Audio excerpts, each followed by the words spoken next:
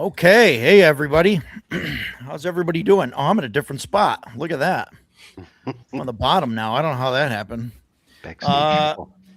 so yeah, I'm getting demoted here on my own show. I don't know. Something. So how is everybody doing out there? Hopefully we're live. Everybody can hear us. I guess wow, I'm a little befuzzled because I'm on the bottom. This is weird for me. So As long as the I'm text game- doesn't pop up over your face, you'll be all right. yeah, I think it's gonna happen. So I'm Game Master Roger as usual, and I guess we'll start with Ducato because he's up in the top left and prime position up there. So Ducato is here with us today, and then we got Jason as usual, and Ken is joining us for today, and I think next week as well, and Matt here sharing the bottom row with me. Today we're talking about That is going to drive Roger crazy, I guarantee. it is going to drive me crazy. Yes, it is. It's already. It's weird looking at I can't even look at the thing anymore because I see down there. I don't know what happened. I think when I was clicking on the thing, it something happened. I don't know. Anyway, let's see if this covers my face. Oh no, okay. We're okay. Excellent. We're okay. Look at that. Edgelord is here as usual, joining us. Edgelord. Good. Thanks for coming. Thanks for showing up last week too. It was a pleasure having you on. We'll definitely have you on again when we're going to talk. You and Jason could talk about Skyrim for 3 hours. But so today we're talking about one shots and everything associated with them, what goes into running them, prepping them, things that are different from our home games and longer games, all of that fun stuff. But first I was looking at what I've backed and what I've gotten. The only thing that I've got in that came in this week was my hardcover of Gangbusters. Oh, And I got the limited edition one. I got the Nice. hardcover. I ordered it when it dropped, so I got the signature card there. I believe I got 6 out Very of cool. 100. 6 out of 100, which is nice. it's cool. It's the sticker, which I'm not a fan of. This isn't on the book. It's a Yeah, the sticker. signature plate. They call it a signature plate, which I'm like, I don't know. I'm not really a fan of. Because I feel like it's like I get it. Like Mark Hunt and Don Zamora both signed it. They both can't. It's hard for them to be in the same place because they're in different states, and that's kind of the state of publishing now and whatnot, where everything's just done over email. It's just a weird thing that it's like a sticker that has the signatures that got slapped on the book. I don't know. It's not the same as getting the book signed. So I'm planning on going to WizardCon, Don's Con, and I'm going to bring it and I'm going to get it proper signed, by both of them. But yeah, that's that. Other than that, I don't think I backed anything else. I saw something. Eric Bloat dropped something today or yesterday. I got an email that something of his went up, and I don't even know what it is. So, but I'll have to check that out because I usually like his stuff. But yeah, that's what I got. Matt, you got anything come in, or you back anything new? It's pretty dead time for crowdfunding. The only one I guess I would call out is talking about Ron and Paige. His Kickstarter, Tomb of the Ancient Moor King, is up. That seems to be doing pretty well. They blew past $10,000 this week. Oh, okay. So yeah, so it's like a AD&D OSR style Yeah. module. So that's kind of cool. I'm pretty sure they were selling limited edition ones with Page, like through Page directly. So I'm pretty sure I already Okay. paid for it there, but otherwise I probably would have backed that. But that's basically it. Yeah. Interesting. Cool. Stan, what do you got? I got two things. So this Kickstarter came in yesterday. This Mega Dungeon for Shadow Dark, written Oh, cool. by Tom Wilson, who Oh, nice. Oh, okay, hosts yeah. the ShireCon. Yeah. Yeah. So this actually came in a month early because Tom knows what he's doing. What is and called? pretty cool. I love the cover. Like, the cover is awesome. Like that. that guy. Like when I think of Mega Dungeons, I think of Greg Gillespie's Bible-sized Mega Dungeons. How big is that? Yeah. It's pretty. I think there's like 13 levels to it, but it's Okay, cool. the writing is pretty concise as far as like it's, Okay. it fits Shadow Dark very well, I think. I just want to give a shout out to the Luis Prado is the cover artist, and you can find him on Facebook. Actually, I looked him up. I like that. Really? So much to look it up. But so yeah, that Nice. Cool. today I was surprised. I knew he said that it was at the printer, but I was like, okay, but then it was there. And then today this showed up. So Yay. Oh, cool. Yeah, that's a good source book. been playing 3, so I had a gift card to Amazon, so I was like, well, I'll get that book too. Nice. Nice. Nice. That showed up today. So What that's what I you got got. anything new, Jason? No Kickstarters. I just did a couple of surveys for Kickstarter, so some of my things will be coming in soon. But I found this. Mm. It's not old. It came out in 2024, so it's not like it's old or anything. But the Grey Knight is important to the Arthurian tales, so I was really happy to see it.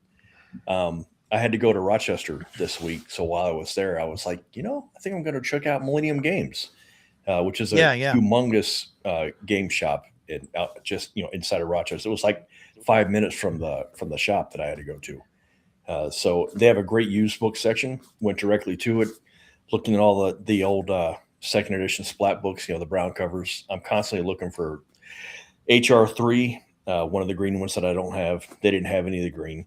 Anyways, but they had this, and so I did not leave empty-handed. Walked out very happy. So that's all I got. Nice. Ken, what about you? You got anything that came in or Nothing that came in. backed or? I just backed another Daggerheart campaign frame in Sourcebook, although the name of it escapes me. I forgot that this happens at the beginning of each episode now. But it looks pretty good. I don't have any proof of that yet, though. So until I read it, I don't want to highly recommend it or anything. It just looks good, and that's as far as you got. Yeah. What Edgelord? You don't like the you don't like the torch rules? I'm with him. It'd be hard to go 13 levels deep on a 60-minute torch timer. well, you're not. I mean, with any Mega Dungeon, I you're mean- not going to do 13 levels in a shot, right? So it's like, Yeah, one, you're not going to do it in a shot, and two, you bring more torches, right? or you hire somebody to that's all they do. Just be the torchbearer. A torchbearer, sure. Yeah. Torchbearer. Yeah. It's light spell. Yep. I mean, Yeah, I like so. don't know about that being a non-starter. I think it's pretty good. I don't know. But it'd be hard. I don't know. I think it's okay. I think I think it works. I think it keeps people more focused at the table. Hmm. Because the players, whatever, like they feel like they're cheating the system if they actually pay attention and go hard on getting stuff done or whatever, because it's like they might get normally, right, you get maybe like 4 or 5 rooms, and the GM's counting off 10 minutes a whack or whatever, and then it's like, oh, it's an hour, your torch goes out, you need another one. Whereas now, if the players are like really into it and really hammering the dungeon, they can get through 20, 30 rooms in like an hour, and they're like, yeah, we cheated the system, we got the torch that lasted us through 30 rooms instead of 10. Yeah. And We, and we kind of- secretly it's like 5 copper, and really you just made them pay attention to the game. Yeah. Yeah. Mhm. when I played it I played Shadow Dark for a bit, and when we first started playing it, it wasn't so much. I mean, the torch timers, obviously, we paid attention to that. We have, there's a website you can go to that a guy named Todd Michael Putnam made that it literally has a torch. You can adjust the times. You can do all sorts of stuff with it. That's pretty neat. We use that, so that's player facing, and then, but the thing that really chugged us along was always being an initiative. Yeah. Like, we were literally like, we played the first session, we played like an hour and a half, and we cleared like 7 rooms, and we stopped because I think my character died, and then we all went back. I got a new character, and then we all went back to town, and then we were like, oh, we were so used to like more like D&D where it was like we thought we were not going to have time to do anything, and then afterwards we were like, we could have kept going because we were clearing rooms like a SWAT team. Like, it was just like bang, bang, bang. And the only negative to that happened was there wasn't a lot of role playing until a little bit later on. My second character, I brought in role playing just because of the nature of that character, and that got us going. But yeah, the always an initiative really moves you along, and it keeps people focused too because their turn is coming up. Constant initiative. It's awesome. Yeah, it is. You always know when your turn's going to be, and it's always going to be in the same order. You don't have to worry about rolling initiative. I kind of like rolling initiative every round. Hang on, we lost Jason here. I kind of like rolling initiative every round just because it's because you don't know what's going to happen. And I got promoted. It got. I think Roger may have booted Jason so he can start working himself. Yeah, back to the I'm top. working my way back in. Matt, you're next. We know what's going on. So I don't know. I like initiative every round. I think it adds to like the drama, I guess, or whatever. Like, you don't know, like, wow, the bad guys might go before you, or like you don't know like what's going to happen. But I understand that takes like a minute at least every time. Yeah. So. The way we did is we rolled initiative at the beginning of the session, but then when combat happened, we re-rolled it. You do it again. Yeah. So you have that dungeon. Yeah. That's how I've seen it done too, is you have the dungeon initiative that kind of stays as you're just exploring. And then once you hit combat, you're rolling combat initiative. Yeah. But yeah, that like dungeon exploration in initiative definitely keeps people engaged. It keeps them thinking like, oh, okay. And especially if you're doing that sort of like, hey, Jason, you're up, Roger, you're on deck. Like, it keeps people thinking even outside of combat, like, okay, what are we doing? But you're right. It does put, that's the only thing is like some of that, what do they call it? Like fluffy bullshit time of just like role playing stuff. Seems to take a little bit of a back seat when you're really pushing initiative order for like dungeon mechanics, because it just pushes people to keep going through. So, so it's interesting, right? Because I've been running a superhero game every week, and we've been using popcorn initiative.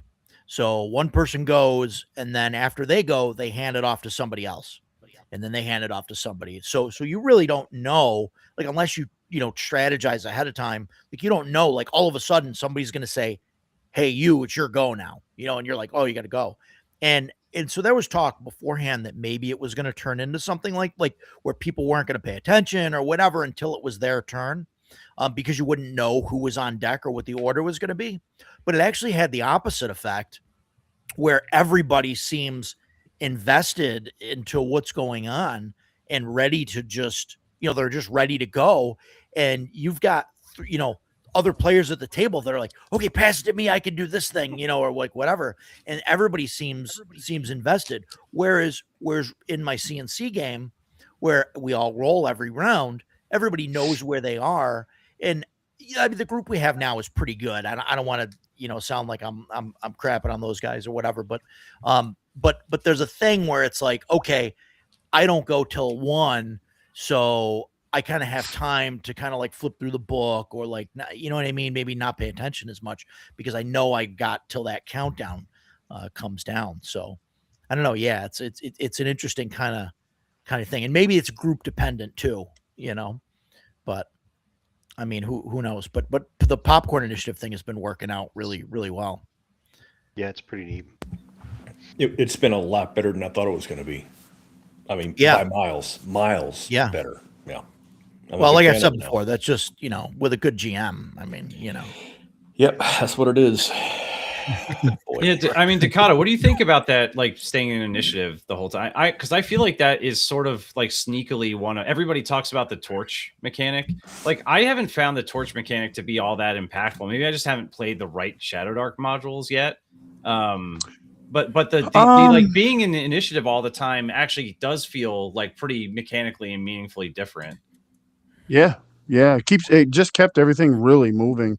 I mean, like I said, the only detriment we had was it kind of because we kept thinking that way and we weren't role playing as much. We finally broke that and started it, but that initiative all the time was great because man, you got so much done. You just kept moving and everybody's like the torch timer did come into play. I don't think we've ever been in pitch black, but it would matter because there was a couple times where it wasn't looking that great for our party and my little goblin wizard was like, I'm about to piece out of this thing.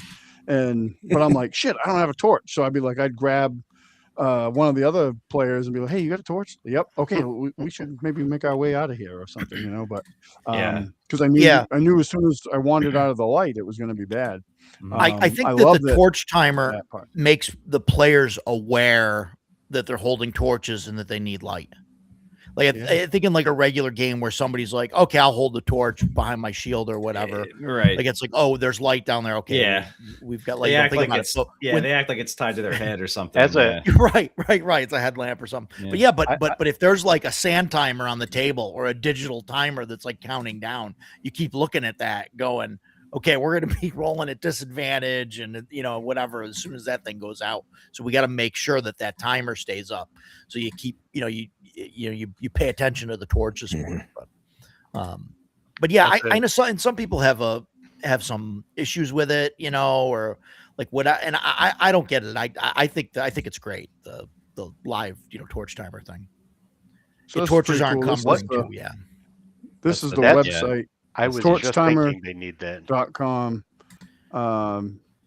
Guy named That's Todd cool. Michael Putnam came up with this. So you can change we did some where we shortened it. It wasn't an hour. It was like half an hour. Or you can even hide so this flame will actually like go down as the time. Oh, wears on. nice. You can hide that too as well. We hide the timer, Yeah. so they don't know. That's pretty cool. Yeah. So you can just watch the flame go down. That's pretty neat. Can you do it? Yeah. Can you set it so that it's like 10% random? That's exactly what I was wondering. Yeah. So this That way, would be if the you best have thing 60 ever. minutes, now it's like, okay, between 50 Oh, and plus or 5 70 minutes. Well, yeah. What you Yeah, can plus do, or I don't 55 think is you can do. fine. You can put it on hardcore mode, which doesn't show the time, and then as the game master, you could go in and change it. Like Just change it. Okay. Yeah, roll a Yeah, d10 change or it up. whatever. Yeah. Roll a d10, 1 through 5. You subtract 1 through 5, 6 Yeah. through 10. You Yeah. add or whatever, 1 through 5. Yeah. As Something a like that. Shadow it Dark even newbie, it what even does has sound. no which is initiative crazy. mean? No, so you roll Well, initiative with Shadow Dark. You roll initiative at Or as soon always. as you sit Out down of at the combat. table. Yeah, you're always in initiative. So like when you're just exploring rooms out of combat, you're in like crawler initiative. So like each person is like, so okay, so what are you doing? What are you doing? What are you doing? You're basically staying in And it initiative. goes in circle. Yeah. Whoever wins Gotcha. initiative, Okay. like it doesn't matter It who gets starts second there, highest. You go And then it clockwise. goes. Mhm. And on the GM's turn, that's when timers count down and the monsters go and all that. Mm. Yeah, And so it keeps everybody engaged. Like it's you don't have that thing where like a couple people when they're not in combat or it's not their turn, they're like not engaged. Like it's sort of like evens out the playing field of like what everybody's doing when they're out of combat. I wanted to say too, the thing where I've seen the torch come up the most so far has to do with who's carrying it and how many light sources you have. And then when you get into combat, it's like, are the monsters attacking the light source? Like if you only have one light source, is the monster going to attack the light source? Or was the person that was carrying it, like, is that disadvantageous based on where you want them to be standing or not having a free hand? Mhm. Like, do they have to spend a turn handing it off? Like that kind of stuff. To your earlier point, like you don't really think about when you don't have a mechanic that's sort of governing and dictating your attention to that resource, and then rules around what happens when you don't have it. because the game tells you what happens when you're in the dark, and it's really bad for the PCs. So like I've seen that happen, and I found that pretty interesting when we're playing with a GM and they're like having the monsters intentionally attack the light sources. I mean, it's Yeah, recommended that's in the interesting. book Mhm. that they do. Yeah. That So they will attack like the light you would roll sources. initiative for, because I like me running it. I would just keep initiative and keep that combat and keep the same initiative. Like I wouldn't roll initiative in combat. It's just like if the fighter is, if I'm the fighter and I kick the door open and there's orcs on the other side of it, and then Jason's to my left, like I kick the door open, GM says, hey, there's 6 orcs that are coming at you. Like, okay, then it's the next person's turn, Jason, So so he can the run thing with in rolling, or shoot or what. the way the initiative works, and the thing with rolling combat initiative is like it works the same, but say I'm the game master and Jason, we're playing and Jason's sitting next to me and Jason rolls the highest. That's not necessarily good that Jason rolled the highest because he's going to get to go, then I'm going to get to go. And you want, because it just goes in the circle because the numbers don't matter after you get the highest number. Right. So it kind of you get that tension in there, like, oh shit, Yeah. like who's gonna, and then you don't know, like every time you could do it Well, every round if you wanted. The rogue has It got doesn't- to the thief has got to sit to the GM's left like every session. I Yeah. think that's So, but that's the it thing. adds that little bit of that tension to it, I think, which is very important. Edgelord says starting. It was hard for a mega dungeon to bring a boatload of torches from many levels. Yes, yes, it is. And That's the point. yes, exactly. I don't know what else Equipment to say to that. Chthonic Musing question, yes. In my games they do. Especially like when we ran Dragon Slayer and Shadow Dark. We didn't hire a torchbearer in Shadow Dark. We hired somebody to lug stuff for us. Just The treasure. problem with hiring Porter. like torchbearers and stuff like that is, and people carrying stuff, if they're going down in the dungeon, like I mean, they're gonna get killed. I mean, like a torchbearer protect needs them. to be, well, yeah, but a torchbearer needs to be like a torchbearer can't be the 5th in line in the group No, because you won't be yeah. able to see anything. So they got to be right out in front. So they're going down first. They're getting hit by the first spear that's Put 'em in coming the out of middle. the darkness. Yeah, I mean, I feel like I would imagine you're trying to clear like a level or get to like a choke point or something you can secure, and then you're going back for supplies, right? And you're just Sure. rotating Yeah. through that way. I mean, I Exactly. imagine that's how Yeah. you do it. If you're Yeah. doing a mega dungeon, you're going to eventually at some point not want to go from level 10 to level 1 just to go get more stuff. There you You're go. going to find some place that you can secure it. Then maybe you hire people to guard it while you're not there. Right. Like that's their job. Like, Yeah. you guys take care of this. All of our supplies are stockpiled here, so we only have to truck back to the 5th level of this place to get our stuff and then go back down. It's yeah. amazing that one small rule about torches all of a sudden kind of makes you have to go back and play the way that like they originally with getting because now you have to get hirelings involved or but you know what I mean, things Yep. like that. It makes you kind of go back to that instead of like, no, we just the 4 of us are just going to power our way through the whole the whole thing. Yeah, And no, it it's just not going makes to that work. not possible. So it's interesting. Yep. So yeah, I like it. Yeah, torchbearer And- behind the fighter, sure. And to its credit, the Dragon Slayer kind of had the same vibe. Like Yeah. Greg even has like a website where you can one-click generate, meat shield. It's called meat shields, but you can do torchbearers or porters or mercenaries or stuff like that. And that worked really well. We used that a lot in the games we ran this year and last year of Dragon Slayer. But Yeah. you had to hire people to help you. I mean, Yeah. and then Shadow Dark, because of the way encumbrance works, it's just slots. Kind of like Dragonbane's the same way. It's just slots. So you can only carry a little bit of stuff. Like having a fighter in the party is great. My son just rolled up one the other day. I mean, he's got like 20 slots because he gets to add like his con and all this stuff. Where most characters, they're lucky if they got 10. So I Yeah. think the combination of all that's really good, but it does lead you to we're going to need some help. You know, you can't, if you want to come out of here with the loot, which is what you're going in there for, you're going to need to think about those things.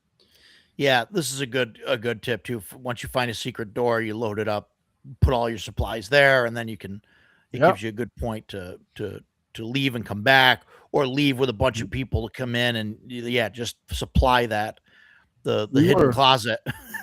We're with playing supplies. in the Dragon Slayer, playing Highfell. My son was running it. One of the towers we cleared in one of the levels, we found this room. We went into it and it had a fireplace. And as soon as we went in, it lit up and nothing bad happened in there. But we were like, holy shit, can we secure this room? Because this is going to be like our base of operations for right now to get us. And that's what we used it as. We didn't have to use it much, but we were able to secure it. So, Yeah, it kept us from Mm. trucking all the way back to town to get stuff. We just brought a bunch of extra stuff with us and left it there. Yeah, I think that's part of what makes Shadow Dark a lot of people talk about what's made it so popular, right? It's the timing and the OGL thing, and it's Kelsey and the marketing. there's a and lot. Yeah, there's a lot of things, but I think the staying power of the game is about the game, and I equate it to 5e for me is like a Cheesecake Factory, where it's like you don't want to go to a restaurant and have a 40-page menu, right? So Shadow Dark, it's like, okay, I want to make a game that is about being in dungeons, and I want to add mechanics that make that the focus, but they're easy to understand, and I want to get rid of all the extra stuff. And then I want an art style and a layout that support that style of play and those and the mechanics. So all that stuff works together. So I think people sleep. Yeah, they sleep a little bit on like the design philosophy and the work that makes the game so good, because it's sort of easier to be like, oh, it's the timing, it's the OGL, it's Kelsey. Like that stuff is definitely part of it. But you see a lot of $1 million Kickstarters come out, and then they come out and people go, oh, cool, and put it on the shelf, and that game's over. Never play it. Yeah. And that's not what happened with this game at all. So, and on the Game Master end of it, I'm going to be running Shadow Dark for our Thursday night group coming up. My turn's coming up next. And the prep end of it is just awesome because it's so easy to prep. Yeah. Like it's just been actually fun to prep because it's so easy. You know, you can focus more on other things than trying to noodle down every statistic and all this nonsense and rolling up the treasure and stuff. It's been such a relief to do that, you know. And I run CNC normally, and that's not super hard to prep, but this is even easier. Yeah, and I got the sense, Jason, that's part of what got you, really gassed up about what was that game called? Was it Blacklight? Or because it feels like that author kind of did the same thing. It was like, okay, I want to take this framework and apply it to this very specific thing, and then build out the parts that are important for that, and then throw out everything else. So that, you definitely sold me on that. That game looks pretty awesome. So, man, I didn't want to talk about it tonight because I talked about it a lot last week, but I've got some days off and I've been sitting there reading the book, and seriously, man, every time I turn the page, I'm like, oh, this is amazing. Yeah. He really nailed it. Yeah. I got to try and shoot him a message and see if he'll, see if we can get Vic on. That'd be cool. Is that book available or is it just Kickstarter it's, delivered? You can it's available on drive through. Yeah. You can drive through. Print on demand. I promise it. If you're familiar at all with Kelsey's stuff, then you will not be disappointed with this. It's great. I'll take a look at it. Yeah. I think, Decado, there's a lot of stuff in there that, like you've talked a lot about like Delta Green and stuff, and it's kind of like reminiscent of some of that, like some of that kind of similar stuff where you're like a task force and you're going to eliminate, basically going to these rifts or hunt down the monsters that are coming out of these rifts. Well, they're not called rifts; they're called tears. Something else. Tears, right? Tears. But yeah, it's like some of it is similar to what you've said, about sort of like the Delta Green stuff, where you're like a special ops, because you're like the, black ops, guys that are, geared up to fight these things. You're not like, you are.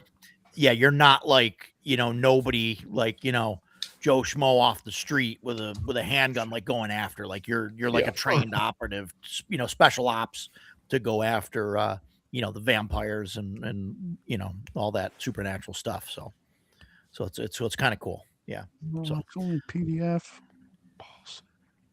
Well, that's all they have is PDF on drive-through. on drive-through. Yeah. No, I thought there was. No POD. I thought they Edgelord, did, you said you've got Oh, one there on the way to your was. place. How do you Yeah. how'd you get yours?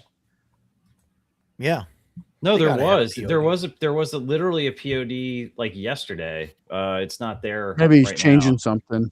Yeah. Oh yeah, Maybe- maybe. Yeah, it could be if they they'll pull it down for however long if they make changes. So yeah, it'll probably be back. Yeah, I'll just wait until it comes back because Yeah. sounds good. Yeah, see, ours will be better. It'll have errata Yeah, taken care well, of. Oh boy. There's an errata next to errata. it, so maybe that's what he's Yeah. doing. I Maybe see he's it. fixing it. I'll just be Errata. happy with my first printing. boy. Yeah. No, it's cool. I mean, Jason, you got to know, go through your copy and like redact sections and do like the typewriter above it. Oh my god, Yeah. yeah. No, it's good stuff, and I'm definitely looking forward to Jason running it and playing it. I mean, I'll run it, whatever. I mean, it doesn't matter either way. I mean, I don't know if you're more excited to run it or play it. It goes both ways when I talk to you. That's the funny thing. Like I'm reading it and I'm like, oh man, this is awesome. But like, there hasn't been really a point where I've been like, okay, I really want to play this or I really want to run this. I want to experience it. And I feel weird saying that because that's not my usual gig. Yeah. Usually I look Yeah. at the book, I'm like, oh, I can't wait to make a character for this. Yeah. With this Blacklight, I'm just like, I don't care if I'm sitting at a table watching somebody else play. I'm really Wow. interested to see this world live. Hmm. Yeah, man. I'm really happy with this thing. Yeah, that's cool. That's cool. Technobabble wants to do a collaboration, Ducato. I don't know if you saw that. I saw that. Yeah, I am kicking around an idea for So- writing an adventure. I just need to get Yeah. off my ass and Cool. actually start doing it. Yeah. That's the No, tough part. that's cool. Yeah, and I'll consider it. I mean, I don't know if I'm like the right person to run it, because normally I do a, like a simplified firearms kind of thing, but it doesn't seem like it's that. Like it doesn't seem that bad. His system there. It's not. I don't think it's anything complicated. His firearm. Yeah, if rules it's and built on stuff, Shadow Dark, it yeah, it should be. Yeah. just roll and there's damage. So, Yeah, exactly. It's just range combat. It's no different Yeah. than shooting a bow. It Right. just does different. which different is damage. great. I'm fine with that. I know some games get into that, and I know some people like the minutia of, how many shots I can fire around and what it drops because of like the recoil, and so you're only get so it gets worse with every shot, and like I mean, and that's all fine. I get it, trying to map physics and all that, but like I don't want to have to make 8 rolls every round. You know what I mean? That's just Yeah, boom, you boom, boom, you turns, you specifically mentioning recoil. At most of the modern type RPGs that I played have recoil rules or things like that, and after a while, if you've been playing it for a while, then it becomes second nature to most people. But like tonight's Yeah. discussion is a one shot. You Yeah. start throwing in rules like recoil on one shots, and a lot of people just start zoning out because it's Yeah. not something that everybody's interested in doing. So What a good segue there, Jason. Nice. yeah, that was Don. perfect. It was perfect Yeah. to get us back into the That's a thing. pro move. So yeah, so one shots. I know I sent a short list out of it. There's a lot to talk about. I think for one shots. I wasn't sure exactly where to begin, but I guess the first thing I got is general understanding and rules for one shots, and I think oh boy, again His we lost internet him. locked up. Yep. Yeah. So I think Sorry. in general, for one shots, I don't know if they're always linear. I mean, I've ran one shots that kind of are point crawls. I guess, where you can kind of choose which way to go. Matt, I've been in several of your games that are like that, where it's like, hey, you can go to these like 8 places or whatever, whether it's a ship or out in the blue sands or wherever. But it's I think even still, like the adventures have to be pretty linear. Like there's a pretty a fixed start and a fixed end point. You got 4 You know, hours to do an adventure. It's going to be A to B. That's the Right. nature of a one shot. Right. Yeah. Yeah. And I mean, like Vaults of Arn, I think you can do where you don't have like a pre kind of prepped adventure and you can kind of roll it, randomly because there's You enough could. stuff there on the tables, to do that. I mean, I still think you're better off having a pre-planned thing so that you can make the time or whatever. Sure. But yeah, I think having a wrap up, go from start to finish in a few hours, I think is a general thing. Now I know that some of you guys, I know Matt, you've done this, and I've never done this, but how do you feel about doing these multi-session kind of one shots where you have like a one shot and then you say, hey, here's part 2 that's, I mean, obviously, and you've done it really well where you've said, hey, this is part 2. You don't really need to be here for part 1, and just kind of jump in. But how has that worked out for you? I mean, I haven't done it that many times. I mean, I think the challenge is when I've done it, I've had maybe 1 or 2 at the most people sign up for both sessions. So Yeah. there's not, generally you're not getting the same group of players over and over again. And it's hard at cons. People are trying to play certain games. They're trying to play with their friends. So the scheduling is going to be a challenge, I think, to make that work. Yeah. I know, like at Page, Cyrus is running Caverns of Thracia, like the whole convention. There was a Mepicon where Adam was running. Well, gosh, what's it called? The Call of Cthulhu Western campaign book that they did. He ran that for like the whole convention, and I jumped in on one of those, like in the middle. Down darker trails, or Down darker trails. Yeah, okay. Yeah. Yeah, so he just ran that for like the whole con. And I played one just randomly in the middle and still had a great time. So I think as long as the person running the game has taken the time to try to break it apart in places that make sense and kind of bring people up to speed, it can work pretty well. I will say generally I don't know how often I'm gonna I cheat when I do this a lot of times. I will so if it's Morkborg or Mothership, like I'll just make a connection between, because I think about it sort of like the DCC modules, or if you go back far, like the AD&D or D&D modules, where like they weren't connected campaigns, they were individual adventures, and then you're coming up with a world or a framework that connects these things. And so I'll cheat sometimes and just say, this is the connection I've made up between these, so it doesn't really, you don't really have to have played one, but if you play both, then cool, you can. When I did Morkborg, the player that played the second one, I let him level up his character, and nobody else got to do that, so you give people a little benefit. So and we did that continuation thing with you and Mothership that was from one convention to another. And I remember I showed up with my guy and you looked at the sheet and was like, your guy doesn't have a weapon. And I was like, I've got a plunger. I'm good. What do you mean? I got a plunger. I've plunged toilets with this thing. It's got to do some kind of, poison damage or something there. I mean, I think that's something we'll get into, like the characters, like, pre-gens and throwaways. So I'll put a pin in that. I think that's something that I kind of learned, like, needing to make modifications to the pre-gens if you're going to use them across multiple adventures.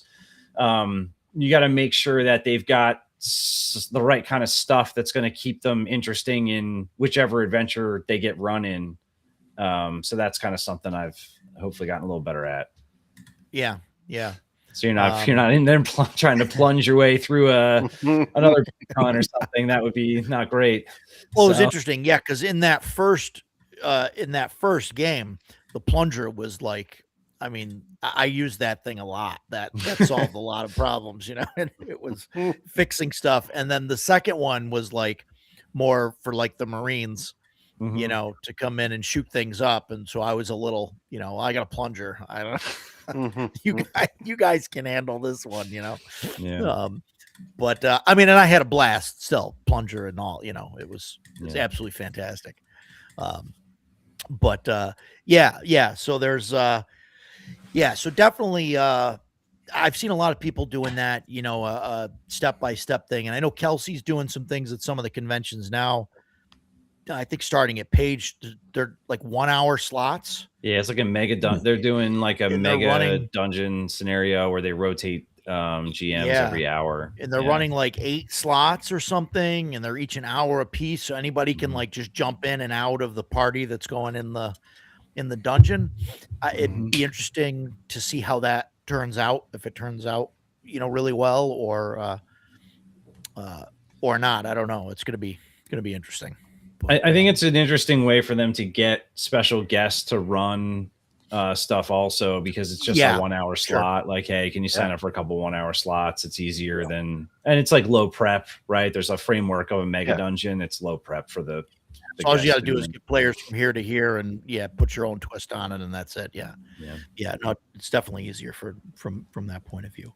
How about the rest of you guys? You guys been in or played like multi slot games, or have they just Yeah. like as far as one shots go? Yeah, when I when I was getting into gaming again in Texas, the one shot by my wife's suggestion was like the way to meet a bunch of different players and use a Mhm. bunch of different systems.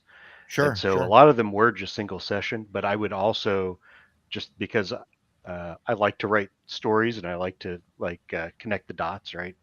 I would also drop in little things like last session they played the ancestors of the characters in this next one, and I Okay. wouldn't tell them unless they showed up again, and they were like, "Wait a minute, we left that sword there to become the magical sword of whatever," and it was just like a fun Easter egg. But yeah, as far as like trying to keep the same characters in the same thing, I think I probably wouldn't do that.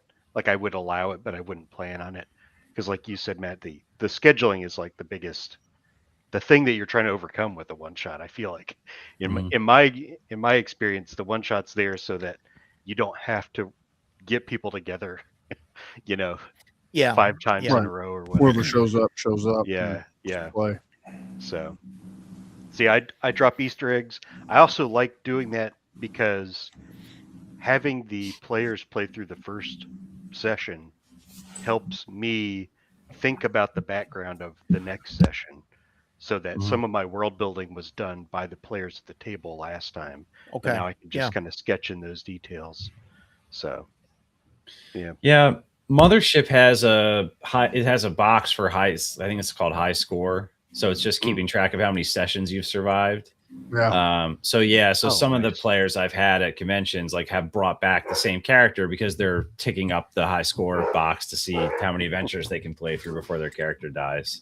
So, Mm. Yeah, it's interesting. I've got a folder that's in my backpack all the time that has like all my character sheets and stuff from I keep them too. conventions and stuff. Yeah. Yeah, but it's cool because like when Matt's gonna run a game and he runs a Mothership game, like I got my dude, and I'm like, okay, great. He was on this freighter, and then now he's, somehow he's like on this space station, and still has no gun, but it's and it's just it's cool because it feels connected. And George does that with the CNC games. He always says, hey, this is for 3 to 6 level characters, whatever. So if you've got got that, so if you had a 4th, 5th level character, you can just keep playing them, and it's kind of fun. Yeah, I would do Technobabble. that. I saved mine, but like the ones I got like from Talanian when I played with him, they all died, so I couldn't use them again anyway. Well, yeah. But I saved them. I don't know where this fits in the presentation, but I have some advice for Technobabble as far as how to get a better story out of your one shots. Go ahead. If you got it and it's there, and Let's his do it. comments are- let's do it. Yeah. So this is something that goes through my mind because I am a story type person. I've been playing Rogers games for, I think this is a year, going on a year now, maybe I, 8 months, 6 months, something like I that. don't know, 6-8 months maybe. Well, I don't know. I've been learning about different styles of gaming, right? This is a big style of gaming that I'm not good at, which is the wander around without a story, except you're making your own story, right? But normally as a GM, I'm trying to craft the story. And so one shots are like, they are challenging, right? Because you think about the big bad has to get up to a lot of trouble and cause a lot of strife, and you need a couple encounters for the. Well, so the tips for getting a good story out of a one shot: number one, you don't have time to do a lot of the stuff you normally do in games, like shopping, building the Yeah, oh characters yeah. at the table. You really got to take all the extraneous stuff and chop off the ends of it so that you can spend the meat of the one shot playing the game and getting into dramatic situations, whether that's combat or conversations, right? A second thing to help with your timing, try to limit your descriptions of places to like 3 sentences and then pass it back to the players and get them to do something, right? You need to end your description on the thing that they probably should focus on, but kind of maybe drop them a couple other things in that description, but don't spend a whole, paragraph and a Yeah. half. They don't need exposition. Try to start in media res if you can. Yes, Right? definitely. So try to speed it up for one.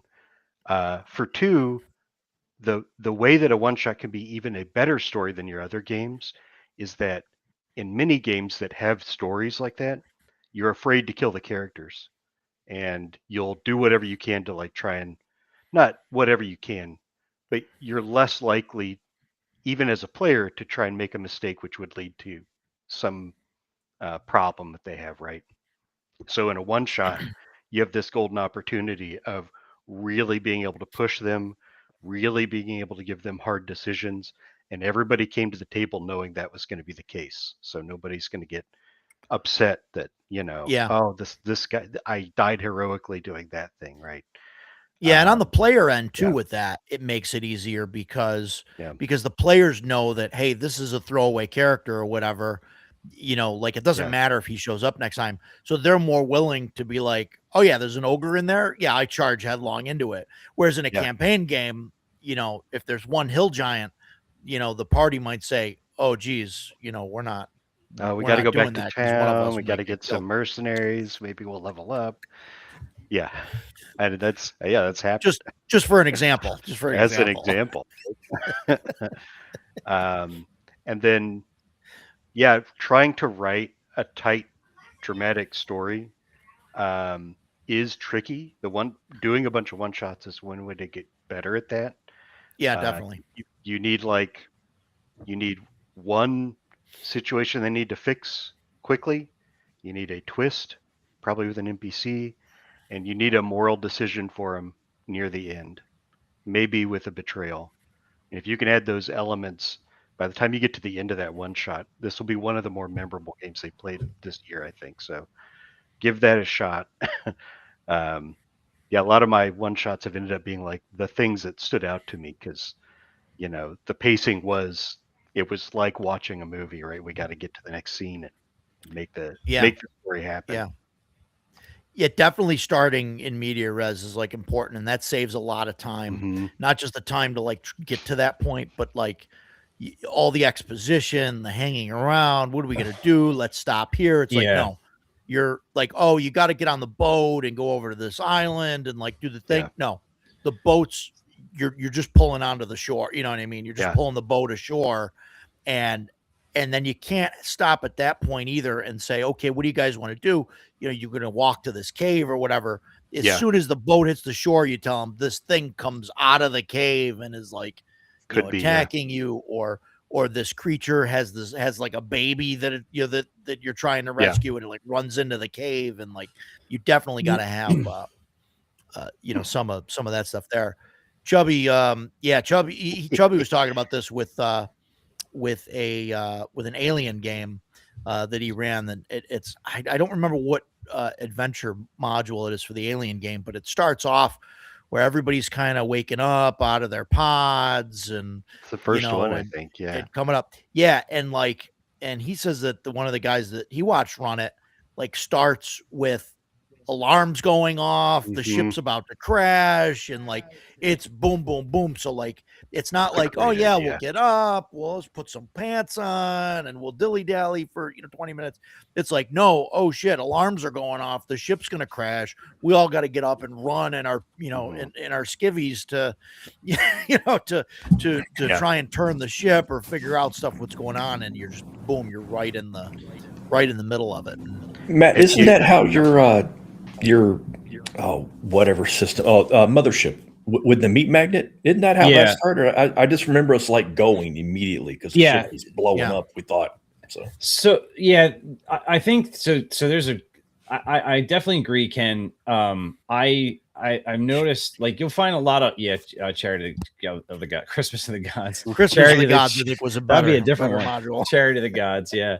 Winter edition.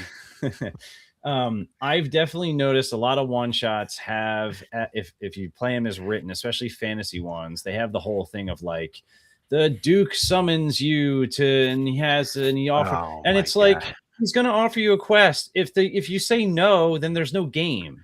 So Yeah. like just fast forward to that. Like you've all Yeah. accepted the Duke's quest to do X, and now you're here and this is happening. And you're Right. at the cave and you hear Yeah. a scream and arrows start shooting at you or whatever. Yeah, Yeah. definitely. The only reason I would not do that, like, is if you've signed up for a 3 or 4 hour slot and you only and the adventure's only 2 hours, right? Now you're playing with the length by sort of arbitrarily adding this 15 or 20-minute thing where it gives people a chance to do a little intro for their character and stuff like that. If you need that filler, then great. If you don't, then just get rid of it and just jump right into it. But yeah, Jason, like I try to pick modules that sort of start in the action. So both the mothership ones that you played kind of like you're starting in a situation where things are immediately obviously not right, and you're trying to figure out how to survive and solve and escape, right? And then I also like ones that have sort of some kind of natural propellant to them. So with the dead weight is the one where there's that artifact that is like causing the meat magnet. Yeah. Yeah. There's a timer in that module that sort of tracks, like if the PCs don't do anything, this happens at this time, and then this happens at this time. And so the module has this natural propulsive force to it. I think those are the ones that are really good for one shots. You have a group of strangers that may not be, maybe they have different experience levels, different comfort levels. A module like that sort of pushes the party to act. And I think that's a good thing for one shots. Yeah, definitely something where you got to act and right away and make some decisions. Otherwise, like you said, like you start getting into like, oh, well, what are we going to do? Should we get some stuff or what do we get? Let's check this out or what? Yeah. And it's, the alternative for me, like if you're doing a point crawl is like making sure you've got, or any kind of sandbox type of situation is that it's very obvious that there's different factions and they have their own motives. And then you have some weirdos in there for the people to interact with. You get a few little NPC weirdos that have, something that's memorable or have a certain agenda. And like those things will naturally propel people because they want to align with one of those factions. And that pushes the group forward to take action. Mm-hmm. Sure. Absolutely. That whole thing of being summoned to the Duke, so he's got a quest for you. I was running a one-shot 5e. I was already not happy because it was 5e, but I was going to run it anyway. And so I'm at the table. I've got everything all set up. The players sit down. There's 5 of them. And I started it by the players are inside the tavern and they yell for help is heard from outside. And the guy bursts in. Goblins are attacking the village. Please help defend the village. All 5 of them looked at me and went, I don't really care about the village. Yeah. And I went, oh, okay, no problem. Closed my book and I left. Yeah. End of story. Yeah, I mean, what are Yeah, you gonna do with that? you gotta. If you don't want to play D&D, man, don't sit at my table. Well, that's I don't have crazy. time Yeah. for that. But like, see, like something like that, and I'm not saying you did anything wrong, right? I mean, those guys, obviously, if you don't want to play the game that's there, like, you don't do it. But Yeah. like, I would start that with, you just left the tavern. It's late at night, Sure. and you get ambushed by goblins, right? And now there's like now there's no way out of it unless you want to run back in the Right. tavern and bolt the door or But whatever. if you're sitting in the tavern with your feet up on the table and the goblins are attacking, Yeah. what do you think's going to happen? They're going to Right. burn the tavern to the ground. Yeah, right. What Right. are you doing? Right. Yeah. If you don't want to play, okay, cool. But like I said, it was 5th edition, so I didn't care. So when they didn't want to take the hook, when they didn't want to take the bait, and bite it, I was like, cool, my Xbox is calling. Peace. Yeah, That yeah. was the end of that. The Skyrim's Yeah. not going to play itself. That's right. Yeah, right. Skyrim Right. never disappoints me. That's See, a, Edgelord- this is great. Edgelords, we started in a dungeon. We had to pick a lock and get on. We all failed. I've made this comment before, and it goes both ways. But never, as a GM tip, whatever. Write this down, kiddos. Yeah. Never ask for a roll that you are not prepared to deal with the consequences of, and that goes for things like this, where there's a thing that they have to get past.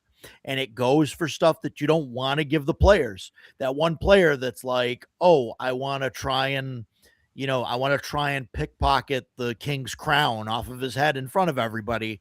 And you can't, as a GM, say, okay, right? Because they're going to roll a natural 20 and then they're going to turn the whole campaign upside down or whatever. Or the door, the barbarian's going to try and kick it and he's going to fail. The wizard doesn't have knock that day, and the thief's going to fail, with a natural 1 and break his pick.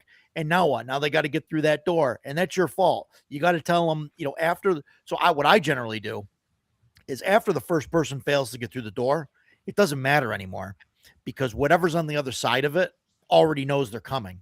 So I usually just say, okay, you guys take a few rounds, and then you get through the door. Like, there's no door that. I'm not going to have I'm not going to have 8 players roll to see, hey, can you get through this door? Like, if a player wants to get through the door, they're going to get through the door at some point, Yeah, Yeah, it's I mean- especially true in a one shot, right? A lot of what you're talking Right. about is why I think a lot of us kind of recoil from modern 5e adventure design, because it's like just walk in a Roll for room and everything. everybody roll. You have a DC 15, and what happens if Yeah. everybody fails? It just grinds to a halt, or you just roll it again. Like it's, I think it having and going back to Shadow Dark, right? What's the penalty for failing? Your torch is burning down, right? You're in a Right. dungeon. There's a random encounter roll. Like there's older D&D design had checks there for a reason, because things happen when they failed. And modern 5e, a lot of times it's like you have 5 or 6 people and you just assume somebody's going to pass. Well, what's the point of having that roll then? Because if they Right. all fail, the thing grinds to a halt. And if they're all going to pass it anyway, why are you rolling dice? So At that point, if there's a thief in the party and they say, okay, I'm going to pick the lock. It's okay. It takes some time. You pick the lock. Yeah. Like that's it. Or Or you make a roll. You make a You have roll. to- yeah, go ahead. If that roll fails, then you say, okay, you guys got to physically open the door. Take some time. The barbarian kicks it. You guys are able to shoulder whatever until the door opens. And you just, narratively, and the consequence to that, like Matt, like what you're saying. Well, if you're in a dungeon and you got 3 guys kicking a door, like instead of picking the lock, well, I'm going to roll a random encounter now because right. it's just somebody heard that. So that's the Yeah. penalty for failing. But you don't want to have these multiple penalties stack up to you say, like what Edgelord said, like, what do you do? Okay. Oh, you guys are stuck in the room. Okay. Everybody dies in the starting room. Thanks for coming. Like, what, Yeah, like with your door example, right? It's time, it's noise, or if it's trapped, then you pick the lock and set off a trap, right? But all of those failure states keep propelling the game forward. And I think 5e does a very bad job teaching people how that should work. Yeah, it's because really they just weird. put DCs on it. Mm-hmm. I'm sorry, The Ken. number Go of ahead. times- Oh no, I'm just to add to that, just the number of times you'll be presented in a 5e module or another like semi-modern module with this is a pass fail, but it's essential that they do it. Mhm. So hopefully they pass. And the Yeah. trick there, I think, is to turn it from pass failed to yes and or yes but, right? Mhm. Like, yeah, you rolled under it, but you're going to get through, but the guy on the other side is going to hear you. Yeah. Or it's not as quick as you wanted or whatever. Yeah. The sleeping guard is no longer sleeping, and now he grabbed his sword, and now you have a harder fight than, sneaking up on the sleeping guy or whatever. Yeah, absolutely. Sure. Yeah, and that's especially important in, one shots, because you don't want to waste time with, people making it's same thing with starting in media res. Like, you don't need all this extra bullshit tacked onto it. You want to get to the meat of the game, and and get through it, right? And and kind of on that, I think when the GM is coming up with the story, or when they read through for prep, like, they need to be sure that there's areas that can get cut out easily, and say, hey, Yeah, it's a good point. these extra Yeah. rooms are here. If it's, if we hit the 3-hour mark and we're not here yet, these 2 rooms disappear, and Yeah. we go right to Yep. the right There's to the not end going to be a boss. puzzle and a mini boss. We're just going to walk into the boss room after this, right? Yep. Yeah, the next door. You got to be the boss flexible, because Yeah. all groups move at their own pace, so like if you need more stuff, it's good to have extra stuff. And then if you have that, like Roger was saying, stuff you can just be like, that's not going to happen. We don't have Yeah. time for it. So Yeah, and I've been in one shots where, like, the GM, like, will just run it as written, and you get to the end of the 4-hour mark and it's time, and, like, we didn't finish the thing, and the GM's like, Mhm. Yeah. okay, well, you guys had a couple rooms to go before you got to the big baddie, and it's like, wait, what? Like, we didn't. Yeah. Like, yeah, there was this big cool fight, but you didn't do it, Oh, so wow. you guys wasted 4 hours. And it's like, wait, what? Jesus, like, I wish we didn't spend a half an hour trying to get through that first door we were supposed, or whatever. I mean, it's Right. like, why did we cut stuff? Like, that's just, it's it loses stuff for, the GM. Obviously, he wants to get to the to the end, like, to their, like, when I'm running, like, I want the players to get to the big baddie and see this cool thing that I've got, instead of like, oh yeah, sorry, you guys didn't make it. I'm like, well, it's just a feel bad for them. The players want to get there. They want to kill the big baddie, Yeah. right? Because you've talked What them they're up there for. the whole time. Yeah. That's Absolutely. a pretty, even beyond like one shots, I think that skill as the game master is pretty important, like that Sure. adaptability, flexibility. And that's a really important skill, because you could have even your regular session, and you're like, well, I kind of want it, not that I'm steering it, but like, this either it's not hitting right with your players, you can tell like this really isn't working, so let's just Yeah. move on from this. Or maybe it like the fighter with his like Cast Crusades, his combat dominance, really likes whooping the crap out of, because he doesn't get to do it a lot, like a bunch of goblins, because he's 8th level or whatever. Yeah. And he really liked that room that had 30 goblins in it. So you give him another one, just to let him revel in that moment a little bit more. Same wizard gets to throw a fireball down and just scorched earth, Yeah. you gotta be able to read your players and be flexible too. Like I They did change that. stuff in my games all the time. Yep.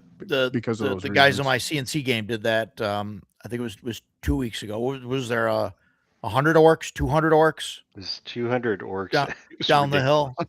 And Ken Yeah. is like, oh, I got 3 fireballs. Like, just We can I take 'em. had to retire that character. that was just like too 50 much. of them a pop, right? Like, just boom, boom, boom.